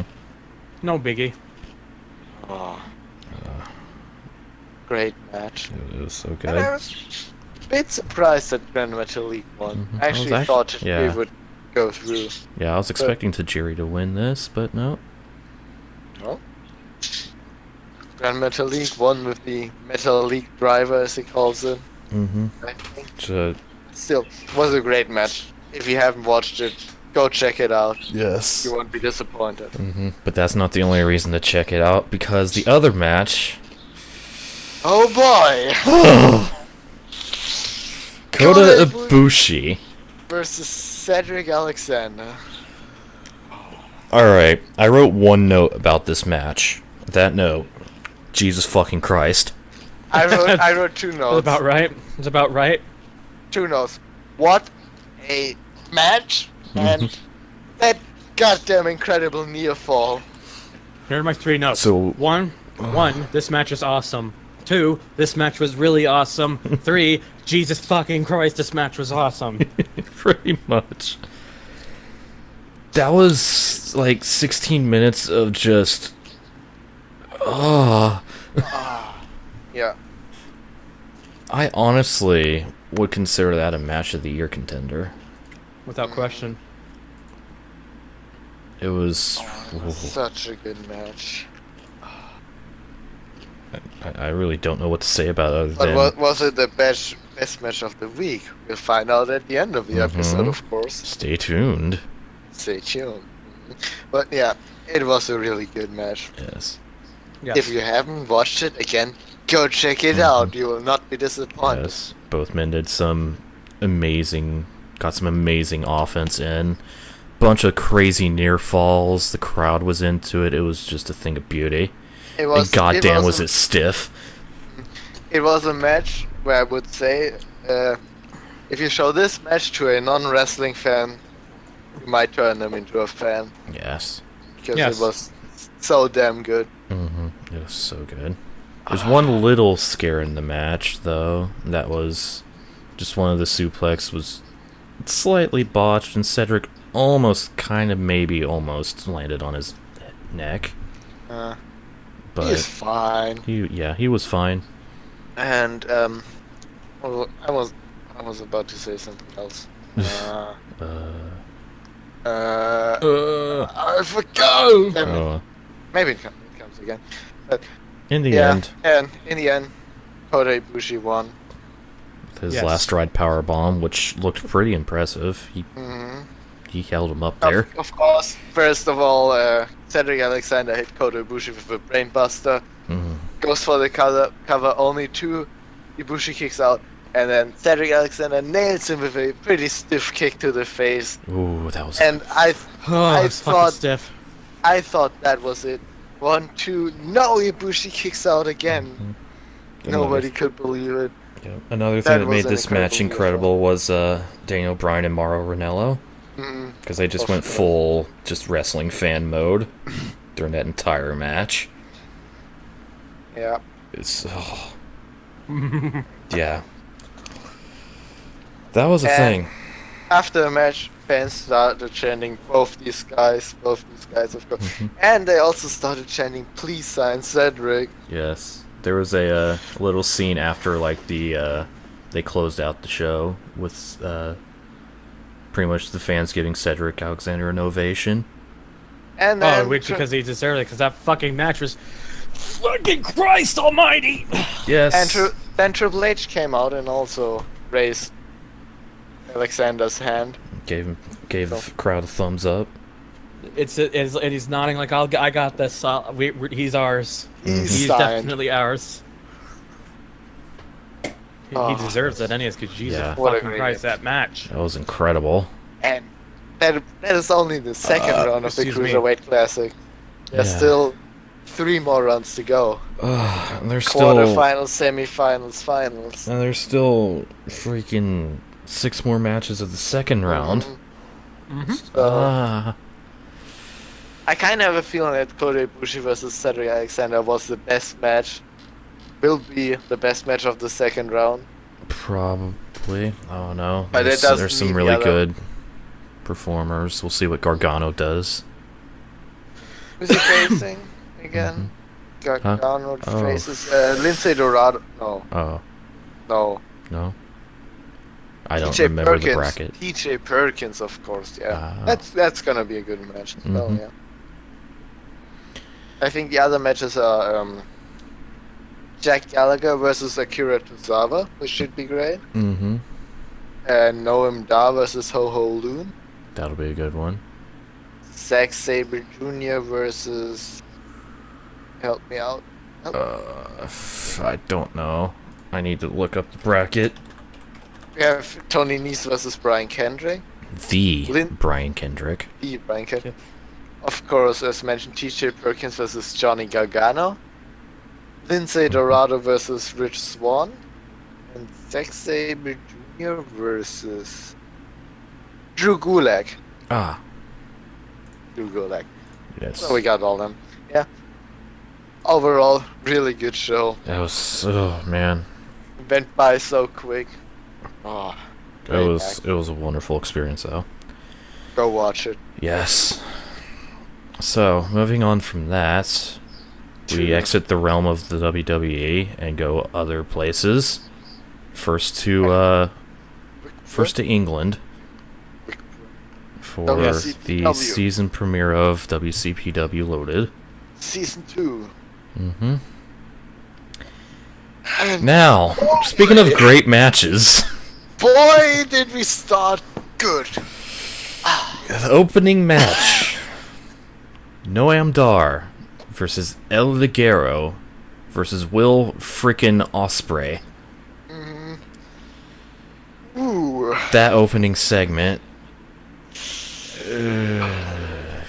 orgasmic. Well, we started with the people first chanting It's all for. over the walls. They started chanting for Will Ospreay, and they started chanting for Noam Dar, and they started chanting for El Ligero, and Did they they? just started chanting all three guys, all three guys. And then one of them pointed at the ref. Will Ospreay pointed at the ref and they chanted all four guys, all four guys. Then Will Ospreay All four pointed at the memes. All four memes. pointed at the audience, and then it also started everyone, everyone. Yeah, It was great. it's fantastic. Oh, but all in all, a fantastic match. Mm-hmm. It was Great action. At one point, Noam Dar had Alligator in the Champagne Supernova. Will Ospreay Win. did a standing shooting splash on both guys to Mhm. break up the Champagne Supernova, Yep. which led to Noam Dar also looking in the knee bar on Will Ospreay. It so was he a had double champagne double super champagne knee dar. Oh, it was great. It was beautiful. But Yeah. again, that- go all watch. that- Go watch this match. It's available free on YouTube on the WCPW channel. The WCPW network was for just lit. no dollars. It was freaking lit. Yeah. We started on a real high for season. Yes, Ooh. that is correct. Let's see. There's Then we also had a another great moment where was it Dar in the corner? Ospreay was running splashes into the corner on him, or was it Ligero in the corner? Oh, Ligero was in the corner, I think. Ligero was in the And- corner. Okay, then Dar was outside. So there was a sequence that led to 2 running splashes on Ligero. Ligero goes to duck the last one, and Ospreay just says, whatever. I'm just going to just leap into the air and land on Noam Dar below. Why not? Yep. No big deal. Yeah, he's got it. Next Yeah. up was, I think, a backstage promo between We didn't even Joseph. say who won. Oh, sorry. Yeah. Yeah. Does it even- Nice job. Does it even matter who won? No, but it was a fantastic match. But in the Will end, Ospreay. Will Ospreay got a lot of height off his springboard cutter on Noam Dar to pick up the win. Nice. And they all three pretty much sat down in the ring afterwards and got an ovation because goddamn was that an amazing match. Correct. It really was. Mm-hmm. Next up, we had a little backstage promo between Joseph Corners and Joe Hendry. Mm-hmm. Pretty much with Joseph Corners being fed up with the shit Joe Hendry has been Yeah. pulling on him. Yeah, And Joe Joseph Hendry's Connors. a little bit too full of himself, and Connors is getting fed up with it. Yep. So he kind of walks off before he does something he would regret. Give Joseph Connors a chance. Mm-hmm. Hashtag give Jonas. No, Yeah. Joseph Corners again. Jonas. It's honest. Whoa. That led Next up into was- the next match, which was Alex Gracie of the Fuck Boys versus the local hero Joe Hendry with no Of course, Joseph Connors. all the other fuckboys were outside. The local ring. hero, Joe Hendry, no Joseph Connors. Yeah. We had a TNT intro, which was pretty good. A very good parody of TNT. Joe and Dynamite. Oh, it was good. Yeah. Joe Hendry, It was local hero. yes. It was a pretty good match. Hendry was kind of dominating, but every time he would get into a good position, one of the fuck boys would distract him and try to give Gracie the advantage. But in the end, Joe Hendry actually won the match. It was kind of surprising because he was actually 1 against 4. I think Prospect actually would manage to pull Yeah, a I was win. but expecting Prospect to get the dirty win, but no. Nope. But after the match, they of course attacked Joe Hendry because To the which- fuck boys. Yeah, to which outruns Joseph Connors to save Joe Hendry, which he does. And then afterwards, when Joseph Connors and Joe Hendry leave again, out comes Kenny to interview both guys. Fuck Kenny. Fuck Kenny, yeah. Hashtag fuck Kenny. So rude. Which led to Joe Hendry actually giving credit to Connors Mm-hmm. and thanking him for saving him. And it looks like they're actually gonna get together Yep. now again. Yep. It was Joe a, Hendry's not was a- too arrogant anymore. it was a humbling experience for Hendry, basically. I almost cried. No, not You that. hold it together, man. Sorry. Yeah. Yeah, It was the really match good. itself was fine. I am so. I was tired. I'm And- sorry. I'm sorry. I really don't haven't been meaning to sound tired throughout this whole thing and barely It's been fine. saying anything. It's just that I went out to get groceries Yeah, when it's You the know. humidity made it like nearly 35 degrees Celsius. it's and alright. It's it fine. killed me. You're not It's fine. blaming you. It's okay, there's gonna be a whole segment where only I speak, so you know. About Oh, boy. a whole We'll get to that when we get to that. a whole Well. segment that raises a boner. Yes. Shh. Anyways. Next up, we've got some women's action on WCP. Wait, Hey, but first, we had a little backstage confrontation between newcomer Grado and Martin Kirby, Oh god, bad. where they exchange dickheads. You're a dickhead. Oh, you're a dickhead. And they both take off the shirts for whatever reason. And was Grado, Grado ends up. Butthead. Wait yes, a minute. Grado calls Kirby a baldy, to which Kirby responds, "Dude, there's things you just can't take back." You're right. I'm sorry, but you're still a dickhead. Yeah, next up, a women's match with Bayer Priestley versus Nixon New. So yeah, the debut of the WCPW Women's Division, which was introduced by Adam Parmesan himself, which was really nice. Very And much. so. I've personally never seen either B. Priestley or Nixon Newell, and both in ring and on the eyes, they looked great. yeah, I really like, for some reason, I really like Nixon Newell's entrance. I wish I knew what song that was, or if they would upload a video of it. they probably have on their channel. Didn't I they, like, looked, they upload- haven't. Oh, Makes me sad. yeah. Oh, Maybe they guys, will he's at some sad. point. Well, anyways, the match was fine itself. Yeah, it was a There good was some- debut. There were some disgusting things like a Greco-Roman face lick. Freaking Greco. commentary. Greco-Roman face lick. I'm glad they got Alex Shane and whoever the hell the other guys called for commentary. Oh, it's They're great. actually pretty good. And at some point, Babe Priestley had Nix Newell in a submission hold, with Nix Newell screaming in pain, which led to Babe Priestley taking her gum out of her mouth and putting it into Nix Newell's mouth. Which And then was- putting back in her own mouth, which was kind of disgusting. which led to "You sick fuck" chants. Because the WCPW crowd is relentless and amazing. In the end, Because they don't give a fuck. Nope. in the end, Nixon Newell won with a slightly botched Canadian decision. Yeah, it was a pretty good match overall. A couple sloppy moments. Then the finish happened. That was a very bad Canadian destroyer. It wasn't very good. No, the Thing pin is- itself was also a bit botched. Thing is, they banned the pile driver, but a Canadian destroyer is perfectly fine. Yeah, it's fine. They're not No gonna big change the deal.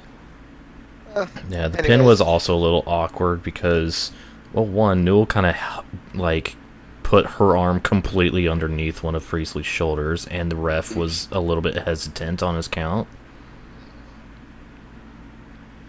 But it was a good match, and a good way to introduce the women's division, I think.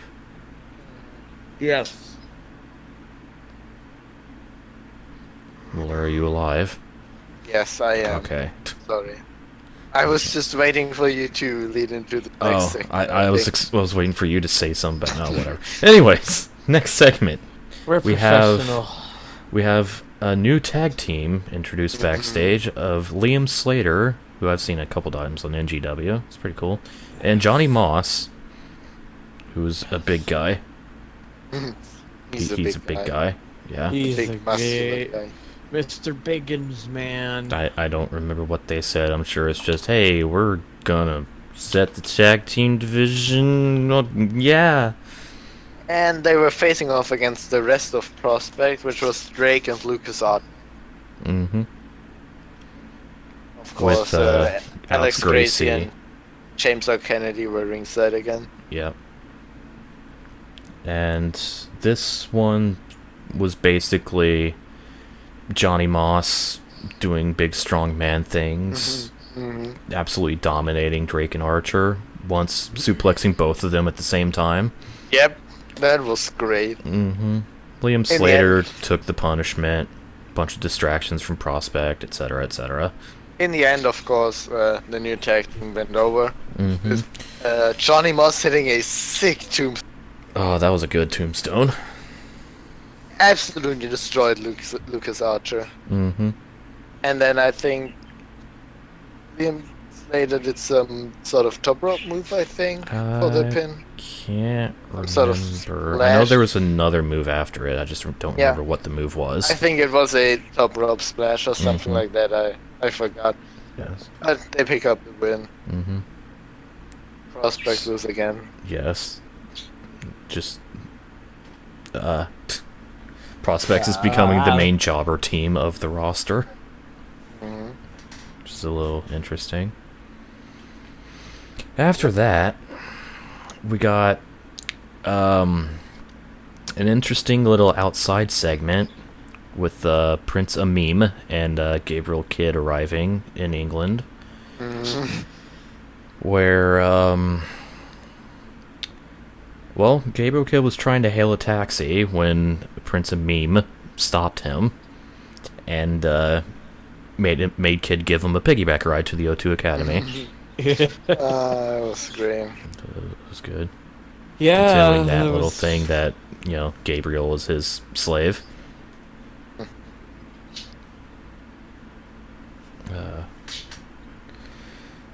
And let's see, what else was there? Oh, back inside the O2 Academy, there was a backstage interview with Doug Williams. Oh yeah. He's Who's- basically the patriotic gimmick as a heel, which is Mhm. kind of weird and interesting. Doesn't like seeing these foreigners coming in, stealing his spotlight. He voted for the Brexit, Yeah. and he also doesn't like British guys going overseas to America to make a career, which is Yeah. exactly what he did. Continuity doesn't exist. That was before the Brexit, so it was alright. Yeah. But led to the main event of the episode, which was Doug Williams versus man Hallelujah. The man formerly known Hallelujah. as Damien Sandow. No, Sarah Stevens in Yep. WCPW. It's great to see him back. It's great to see him. Hmm. Yep. And Before the match even started, we had some wonderful shenanigans. so Aaron Stevens brought a towel with him to the ring. And And- during the tapings, the crowd was being a WCPW crowd, and between matches, Jack the Jobber was actually the towel boy who would wipe off all the ropes.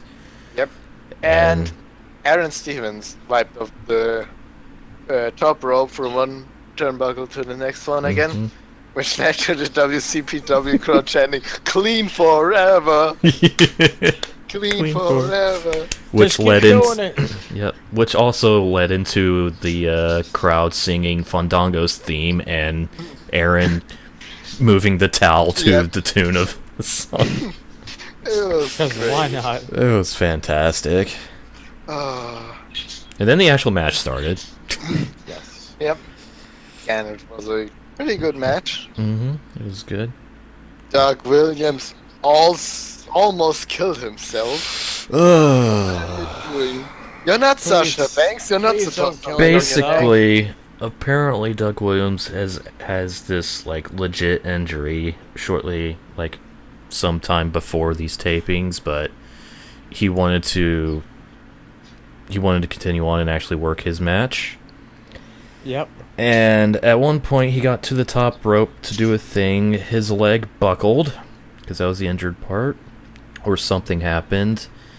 He tried to flip out of it, but he landed right on his neck. Right on the neck. It was painful. Yeah, look. Ooh. Ooh, it looked bad.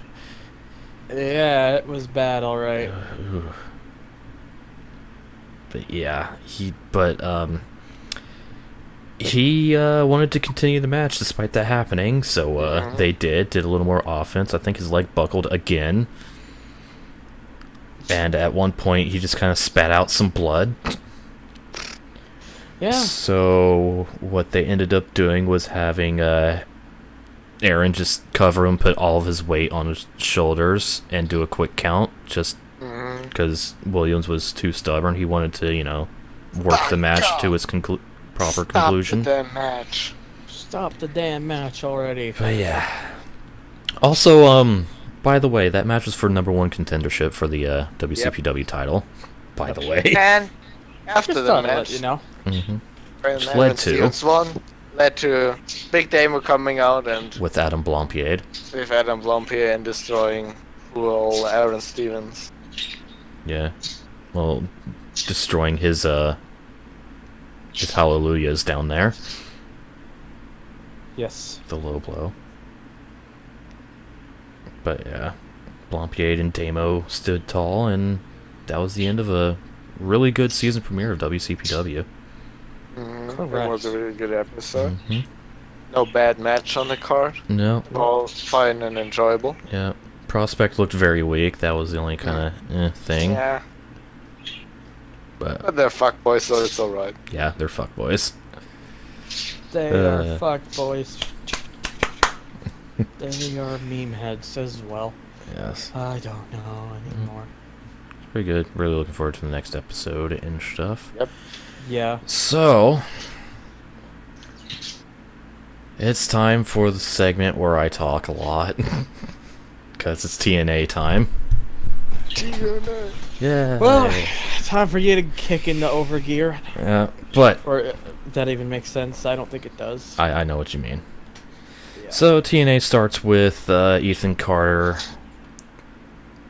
with a little promo vignette thing, saying he was on a quest for that one perfect moment, I guess, since he's the #1 contender for the TNA World Title at Bound for Glory, which is cool. Or no, that was an in-ring promo. What the hell am I thinking? I just watched it this morning. Anyways, Great he memory. gets interrupted by Lashley. Lashley just kind of goes on a tirade about, I'm the best, that's why I hold the World and X Division titles. The best. Oh, okay. They exchange some words, and then out comes James Storm, who is the King of the Mountain title, who has a match later with Lashley. And, he's like, why didn't you invite me to this party? Something, something, something. It led to Storm and Lashley brawling on the entrance ramp, which led to them just kind of going backstage. While this is happening, the Miracle Mike Bennett and his muscle Moose sneak up on Ethan Carter still in the ring and proceed to beat the crap out of him. Because EC3 has a tag match with those two later in the night. Lots of interconnecting feuds and storylines with going on with TNA, which is actually pretty cool. I liked it. But Eddie Edwards comes out while they're beating the crap out of EC3. They get Bennett and Moose out of the ring, and they decide that instead of doing the match later, why don't they just do their tag match right freaking now? Which they do. And it was a good tag match. One highlight was Moose with Eddie Edwards up on the sitting on the turnbuckle. Moose delivers a great looking drop kick right to the chest onto Eddie Edwards, launching him out of the ring. Let's see. I'm looking at my notes, don't mind me. Towards the end of the match, things break down. Moose ends up hitting his finisher, which is a double choke slam. Like, as they sit on the top turnbuckle, he grabs them, just slams them. But while he's setting this up, Mike Bennett actually does a blind tag to him. And once he hits his finisher, Bennett goes in, kind of pushes Moose out of the way, who didn't know he got tagged, picks up the pin. Moose is a little bit confused, but it doesn't really lead to anything. It's just kind of Mike Bennett being the glory hog that his character is. Yeah. But yeah, they got the win. Next up is... Wait a minute. Yes. But the next segment is one of the most interesting ones, because remember when we just talked about WCPW and the whole Aaron Stevens thing?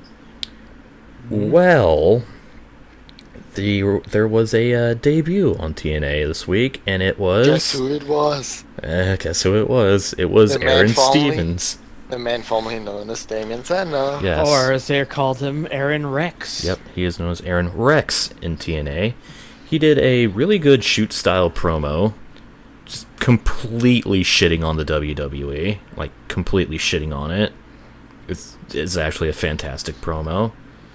But I'm really excited to see Aaron Rex both in TNA and WCPW and anything the hell else he's gonna do. Oh, that doesn't work. You're trying too hard. I'm sorry, I'm so fucking down. My Yes, brain I know, is you're dead. You're becoming broken. Broken condition. Don't eat me, please. Anyways, we have a backstage segment with Maria and Gail Kim, continuing Gail Kim's quest for the Knockouts title, where she has to beat every knockout in the match to even have a shot at it. So Maria sets up a no disqualification match against Marty Bell, who ends up attacking Gail with her baton backstage. So that happened. And yeah. After that, there was a quick backstage thing with Eddie Edwards confronting Moose and Mike Bennett. Eddie Edwards pretty much challenges Bennett to a match. Bennett throws it on Moose. He accepts. That's it. At the end of that. Then we go back. Then we lead to the actual match between Gail Kim and Marty Bell. Gail's a little sore from that baton hit, but didn't really affect her. And then Maria and Allie ended up watching ringside and providing distractions and all that. It was I think Marty Bell kind of dominated that match a bit. Gail Kim got her offense in. Towards the end, Maria ordered Allie to grab Marty Bell's baton and hit Gail Kim with it, which she was very reluctant to do because her character is, she don't avoid the personal physical conflict and stuff. But as she goes to hit Gail catches her. Marty Bell shows up. I forget like exactly how this went down, but Gail ended up getting the roll-up victory against Marty Bell, so her quest continues. But Marty's a little pissed off, so she decides to attack Gail Kim after the match, to which she gets saved by Marty's kind of longtime rival now, Jade. Are you okay? Am I boring you? Are you not entertained? No, No. I'm not entertained. But Sorry. yeah, but Gail Kim Well, gets saved by Seamus. Jade. aka You are Seamus. Sure thing, At bud. least I don't look as stupid. You look You. stupid. Yeah. So, Just go on with your Q&A. Sorry. anyways, but yeah, Jade saves Gail Kim and makes Maria very angry, so she sets up a match next week, Jade versus Gail Kim. Ooh, testing their friendship. Ooh. Alright, now, we move on to a segment that you guys might actually care about, Okay. because it has to do with Broken Matt Hardy. I care immensely. So first we get a video outside of Matt Hardy getting chauffeured to meet up with Brother Nero for their next match within the Zone of Impact, as he called it. Matt Hardy was very complimental. Basically, it was kind of implying he was talking to Rebby, who's the driver, but as it turns out, Vanguard 1 was driving the car. What? Yep. You know, It was great. But after that, they cut to Matt Hardy doing an in-ring promo, summons Brother Nero. Basically said that he had, because he wants the tag titles back, he said he had a premonition that Decay showed up and abducted King Maxwell, his son. So he's having Rebby and King Maxwell stay, as well as Senor Benjamin and Vanguard 1 protect them at the Hardy estate. Fucking Vanguard 1. So Jeff comes out. He actually speaks. I was actually a little surprised that Jeff. Who's Jeff? I mean Brother Nero. Excuse me. I'm sorry, Matt. Please don't charge us. you're gonna be deleted. But yeah, at some point, Jeff asked, why did you attack that fan last week? Why did you do that? To which Matt provided a great response with, "Ants aren't allowed to touch gods." It was great. So yeah, it was all, Broken Matt saying, wanting his obsolete mule Brother Nero to do all the work as they try to, work their way to take the tag titles from Decay, which I'm looking forward to this, because I think a lot of people are. my two favorite things in wrestling here, Broken Matt Hardy and Decay. Broken Matt is the best. It's the gonna be best. a wonderful feud. The best. The best. Absolute best. Anyways, as they do that, the Tribunal comes out with, Al Snow and his French men who failed in NXT. I should probably look up their TNA names, but I'm too lazy. Sylvester Lefort and Marcus Louis. Marcus Louis. Yes, but they have different names in TNA, but I can't remember them. Anyways, Al Snow cuts a little promo, kind of kisses Matt's ass, and, talks shit about Brother Nero, blah, blah, blah. Leads to a match with the Tribunal versus the Hardys, aka just Brother Nero. And let's see. While Matt heckles the crowd. At one point, there's a fan in the front row holding a sign that says, Jeff Hardy is not obsolete. Well, Matt saw that. He looks at the fan. He kind of butts heads with the fan a little bit. And basically hypnotizes him, because the man ends up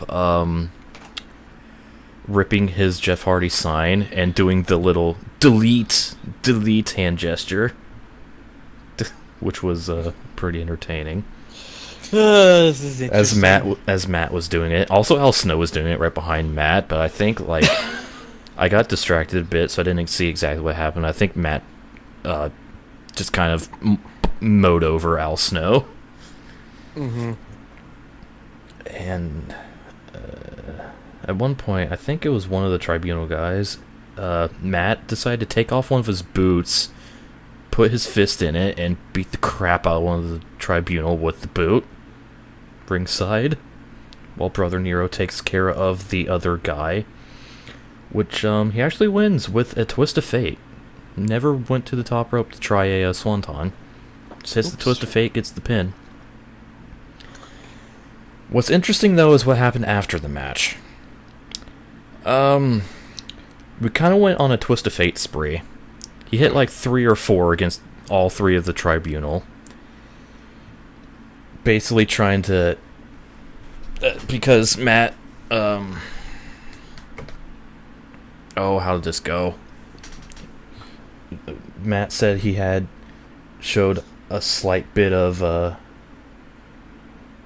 passion through his, brokenness and deleted state. Or his deleted state. Matt's the broken one, excuse me. So Jeff kind of went on a tirade. It's like, is this, you see passion now? Is this passion enough? Just twist of fate, twist of fate, twist of fate. Then he goes outside the ring, sets up 2 tables. He takes Al Snow out of the ring, does another twist of fate to Al Snow outside, sets him up on the table, and does a springboard splash through the table and Al Snow. But he's not done yet, because he's still going, is that passionate enough for you? Is that good enough, huh? Finally, he goes to the ring one more time with the microphone.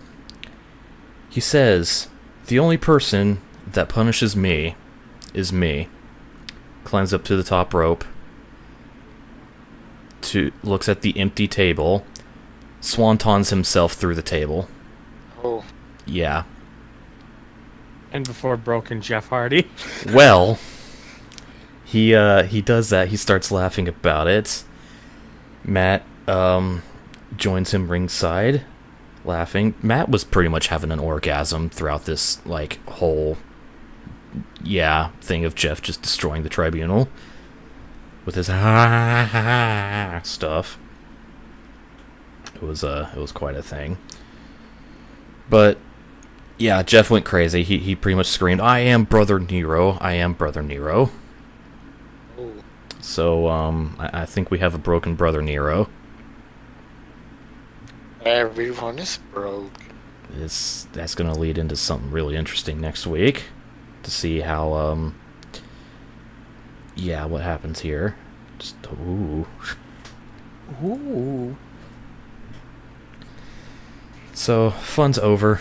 We go to a little backstage segment with Lashley, who is confronted by Dixie Carter and Billy Corben. Of course, the head honchos. And basically Lashley saying once he beats, what's his name? James Storm, takes the King of the Mountain title, he'll have all the power and leeway and stuff, Where have I seen this before? I wonder. Shh. Alright, I'm gonna be short with this. There's a backstage vignette with Decay. Uh-oh. I'm not gonna say anything more, because, I'm annoying enough with these guys. You can say a few things about it. You don't have to just skim through it because we don't like it. Just at least get a couple things across. You don't have to be like, next thing. No. But it was good. I'm just really glad the whole family's back together, It's a family. It's a family. Start off with Rosemary saying, Bram, you now know I'm not like most girls. Not like most girls. Kill me, please. Kill me, please. Yo. But it was good. Why? This is all glorious. Yes, it Yeah, was glorious. much better. Actually, it was beautiful. And it's beautiful. Because, Abyss is there, and he's beautiful now. No, it's not. I don't know. It was great, and they pretty much, warned everybody in the tag division. You know, we'll fuck you up, kid, basically. Watch your butts. Yeah, Coming watch your for you. backs, because decay. Hold on to your butts. I watched this segment like probably 10, 12 times. I'm sorry. I'm You, one of sir. You, sir, have a problem. I'm one with the hive mind. I can't help myself. You, sir, just too- have they're just become too good. Decayed. Yes, I am Your decayed. brain decayed. My freaking gimmick in the Bagel Club is a complete rip-off of them. Yep. You know?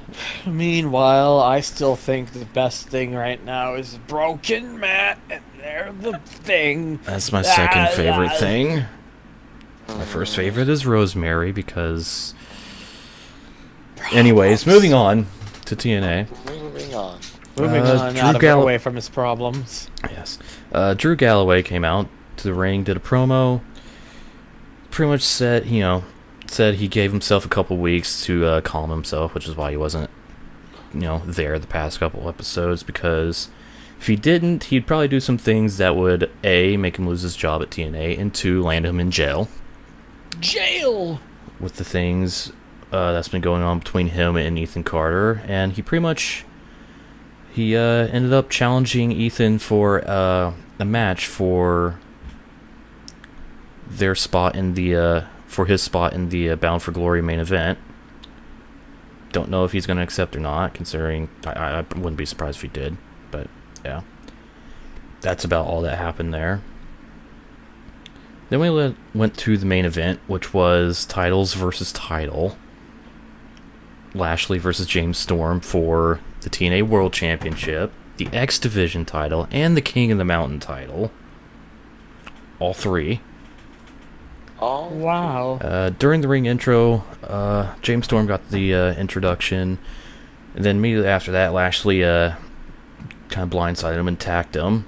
Well, as that was going on, the ref was trying to get the ring announcer out of the ring. It's like, bro, just leave. We're going to start the match. Just get out of here. James Storm hits him with a super kick. voice crack. Mm-hmm. I see what you're trying to reference there. Yeah, I don't know why I was referencing two completely different things there, but... But hits the super kick, pins Lashley, but the ref is distracted, so Lashley kicks out after what would have been a count of, 6. So, they have their match. Lashley is the dominant motherfucker, because that's what they're billing him as. Later on in the match, Lashley hits a spear, actually, on James Storm, but only for a 2 count, which was really surprising. Then, they did some more things. James Storm hits another super kick, which stuns Lashley, bounces him against ropes, and Storm hits another super kick, Super kick. but only for a 2 count. 2.9. It was really close. It was crazy. And then, glorious. yes, it was glorious. I won't give in. I won't give in. Then some more things happened towards the end of the match. Storm tried to roll up Lashley, but Lashley had a hold of one of the turnbuckles, and which caused him to just kind of rip it out. So Storm did the roll up, but Lashley kicked out with such authority that led Storm's face into the exposed turnbuckle, which stunned him. Lashley got a little more offense, hits another spear, and gets the win. So now Lashley is a triple champion. I think I've seen that somewhere before. Hmm. I But just yeah. can't put my finger on it. But yeah, Seems a bit suspicious. suspicious. But yeah, now Lashley is the TNA World Champion, X Division Champion, and King of the Mountain Champion. He's everything. But interestingly, He's not the sh- women's champion. yeah, he's not the Knockouts champ or the Tag champ yet. Yet. Anyways, but interestingly, the show actually ended with Aaron Rex showing up on stage and just kind of staring at Lashley, pretty much implying, he's going for at least one of them titles, yo. He should. Which is neat into the show. He'll be getting the credit he finally deserves. Wow. I just want him to get a championship push. That'd be nice, since he never really got that much in WWE, except for the tag title thing with the Miz. But Exactly. So that was TNA. Pretty good show. I'm still trying to get, used the knowledge of everyone and all their gimmicks and all that shit. You're getting there. It's also annoying because I'm the only person who watches it. But it's fine. I understand. Yeah. Of course, I'd highlights. be watching more wrestling stuff if I wasn't doing so much stuff myself. Yeah. Plus, burning myself out with the whole Need for Speed stuff that I do so often. Mm-hmm. Busy man. Yes. With our gaming channels, it's fine. But because we do other things. Yeah. But it was good. Of course, Matt Hardy being a highlight. The whole broken Brother Nero thing. That's going to be an interesting for next week. And I'm probably going to watch that Decay backstage thing 15 more times today. Because I can't get enough Decay. It's time to start. No. What Mueller said. Yes. But before we close this out, I want to... there's actually some breaking news that happened while we're recording. Apparently, there's been a shift in management in TNA. Uh-oh. Now, Billy Corben is the new president. Oh. And Dixie Carter is just the chairman now of Impact Wrestling. Well then. So that's an interesting change of events. We'll see what leads to We're that. just talking about it, and then all of a sudden, oops. Yeah. Well then. Maybe we'll see some pumpkins get smashed now. Yeah. Ah. Smashing pumpkins. Anyways, so it's time to give a little recap of the best show, the best performer, and the best. No, not best show, best match, best performer. Well, I think we know what the best moment. show was. CWC. Absolutely. Yeah. Anyway, so yeah. Okay. Let's begin with the match of the week. Wait a minute. I kind of want to say something. Okay, go ahead. So, to anyone listening who has actually listened to the entire thing, for whatever reason, all 2 hours. I kind of want you to also put your top performers, top match, and top moment of the week down in the comments. Leave I'd your like to input. hear your opinion. Fan involvement.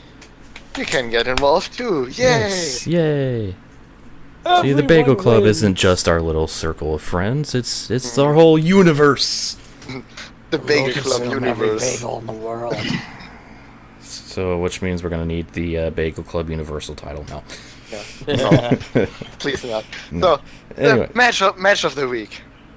You So- first, Mueller. Oh. I had to choose between 2 matches, but I'm actually gonna go with the amazing triple threat from WCPW, Noam Dar versus Will Ospreay versus Alligero. That was such a good match. It was. But it's not my pick. Oh, what's your pick? Cedric Alexander versus Kota Ibushi. Huge I got those surprise. 2 right. That's Okay, also go. my pick for match of the week. Kota Ibushi and Cedric Alexander. There's just That match was just, oh my fucking god. It was either that or the triple threat. yeah, it was a close between those two. Yeah. But Ibushi and Alexander knocked it out of the park It's and just- into a it's just neighboring fucking- park. It seriously is like a match of the year candidate. It was so And good. we've had several matches this year that it could have already been considered match of the year candidate. There's just adds to it. Yeah, And Yep. that triple threat match also could be a candidate as well. so good. So good. Yep. So So, there's a match of the week now for the wrestler of the week. Who do you have more? I'm actually gonna go with Cesaro. Ooh. Woo. Because he just had 2 great matches, 2 10-minute plus matches on Raw. And he looked Arguably the absolutely 2 great. best matches on The 2 Raw. best matches on Raw. And yet looked absolutely great. So that's why he's my pick. All right. Thunder. Oh, fucking hell, this is gonna be hard. I could say Cesaro, I could say Cedric Alexander, I could say... You know what I'm actually gonna go with? Because of that segment on NXT, I gotta go with Shinsuke Nakamura. Oh, Because it was just great. yeah. Got your nose. Just fucking love that. That's fantastic. Well, my performer, wrestler, whatever, of the week. First, I wanted to give an honorable mention to Doug Williams. Oh, Just having the heart to continue wrestling after his horrible botch during his match with Aaron Stevens. And even wrestling the next day. So he's a tough fella. He's a tough mofo. I'll tell you He what. don't give a fuck. Yep. But But my wrestler of the week, I am gonna go a little outside the box. I'm gonna pick Tajiri. Oh, Because interesting. at 45 years old, Yeah. he I can still fucking move. he moved like he was 25. He put on Yeah. a fantastic showing against Grand Metalik. Grand Metalik. I don't know why I can never remember that name. It's okay, your memory is just as good as mine. Worse. I don't know about that. But yeah, I don't know. Tajiri impressed me a lot, and he looked incredible, especially at his age. He So- still has a couple years left. Tank. Oh, definitely. Yep. So, there's that. Now, for your wrestling moments of the week, Mueller, what do you have? I need 2 words. Yeah. Clean forever. Clean forever. This is just so great. That's great. WCPW crowd is just amazing, and Aaron Stevens just going along with it. Mm-hmm. Like this, such a great moment. That was so good. Alright, Thunder. I'm thinking here. This is Thinking.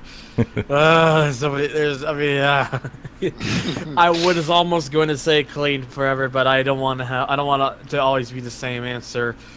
Well, And I don't want to say the got your nose thing either. Fuck. I'm going to say the moment of the week was probably the 2-match performance by Cesaro. oh, yeah.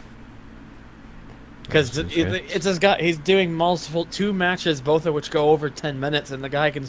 He doesn't look exhausted at any point. He just goes. He's Yep. just Cesaro. Yeah, he's It- it's- Cesaro. Yes, He's showing why he deserves a main event push. Yep. exactly. Alright, my moment of the week. I'm going with just the Ibushi Alexander match. Just all of it, the entire match. Well, I suppose I can't blame you. It was just 16 minutes of edge of your seat, mind-blowing greatness. Also, I It's want just all to 16 minutes of rip your pants off. This is making me erect. I want to give it. I want to give Sorry, it. that was bad. I want to give another honorable mention to the double champagne Super Liba. Ah, yes, that was one of my early picks for the moment. Don't they? He just needs to reverse champagne. Yeah, reverse champagne. What? I don't know what the fuck kind of sound I just made. That was an interesting noise. But again, make sure to list your top wrestler, top match, and top moment of the week in the comments. We would love to know your hear input. your opinion. So, I think that'll about do it for this week's episode of the Bagel Club. Yep. I don't think I have anything to add anymore. Yep. So, what about you, Thunder? I think I can't get the thing up right now. But Rana, do you know what I think this episode needs to end on? What do we need to end on? We need to end it with a glorious bomb. Clearly. We just gotta bring it all together. We're saving This- that for a future intro. Holy crap. Fuck! Owned. But yeah. How we're dare actually you do this to me? we're actually kind of still experimenting with things.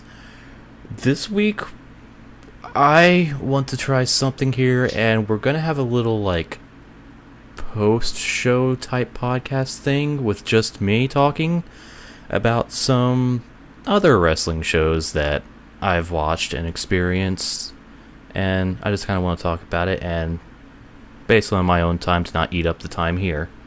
And eat your ear. Yes, and eat my ear. So be on the lookout for that. But It's just how you just said it without any problem. yes. So that'll do it for this week. So on behalf of the Asylum Reject Thunder, the Fabulous Mueller, I'm Crazzy Ryno, and also on behalf of the rest of the Bagel Club, before I forget, thank you for watching. If you enjoyed this, hit that like button, subscribe if you want to see more, follow us at Twitter. I'm at RhinoGT4. I'm at HG Central YT. At Millermish245. Links are in the description, and we will see you guys next week. Bye-bye. Bye. Glorious! I won't give in till I'm Till I'm victorious. victorious! Until the end, until the end.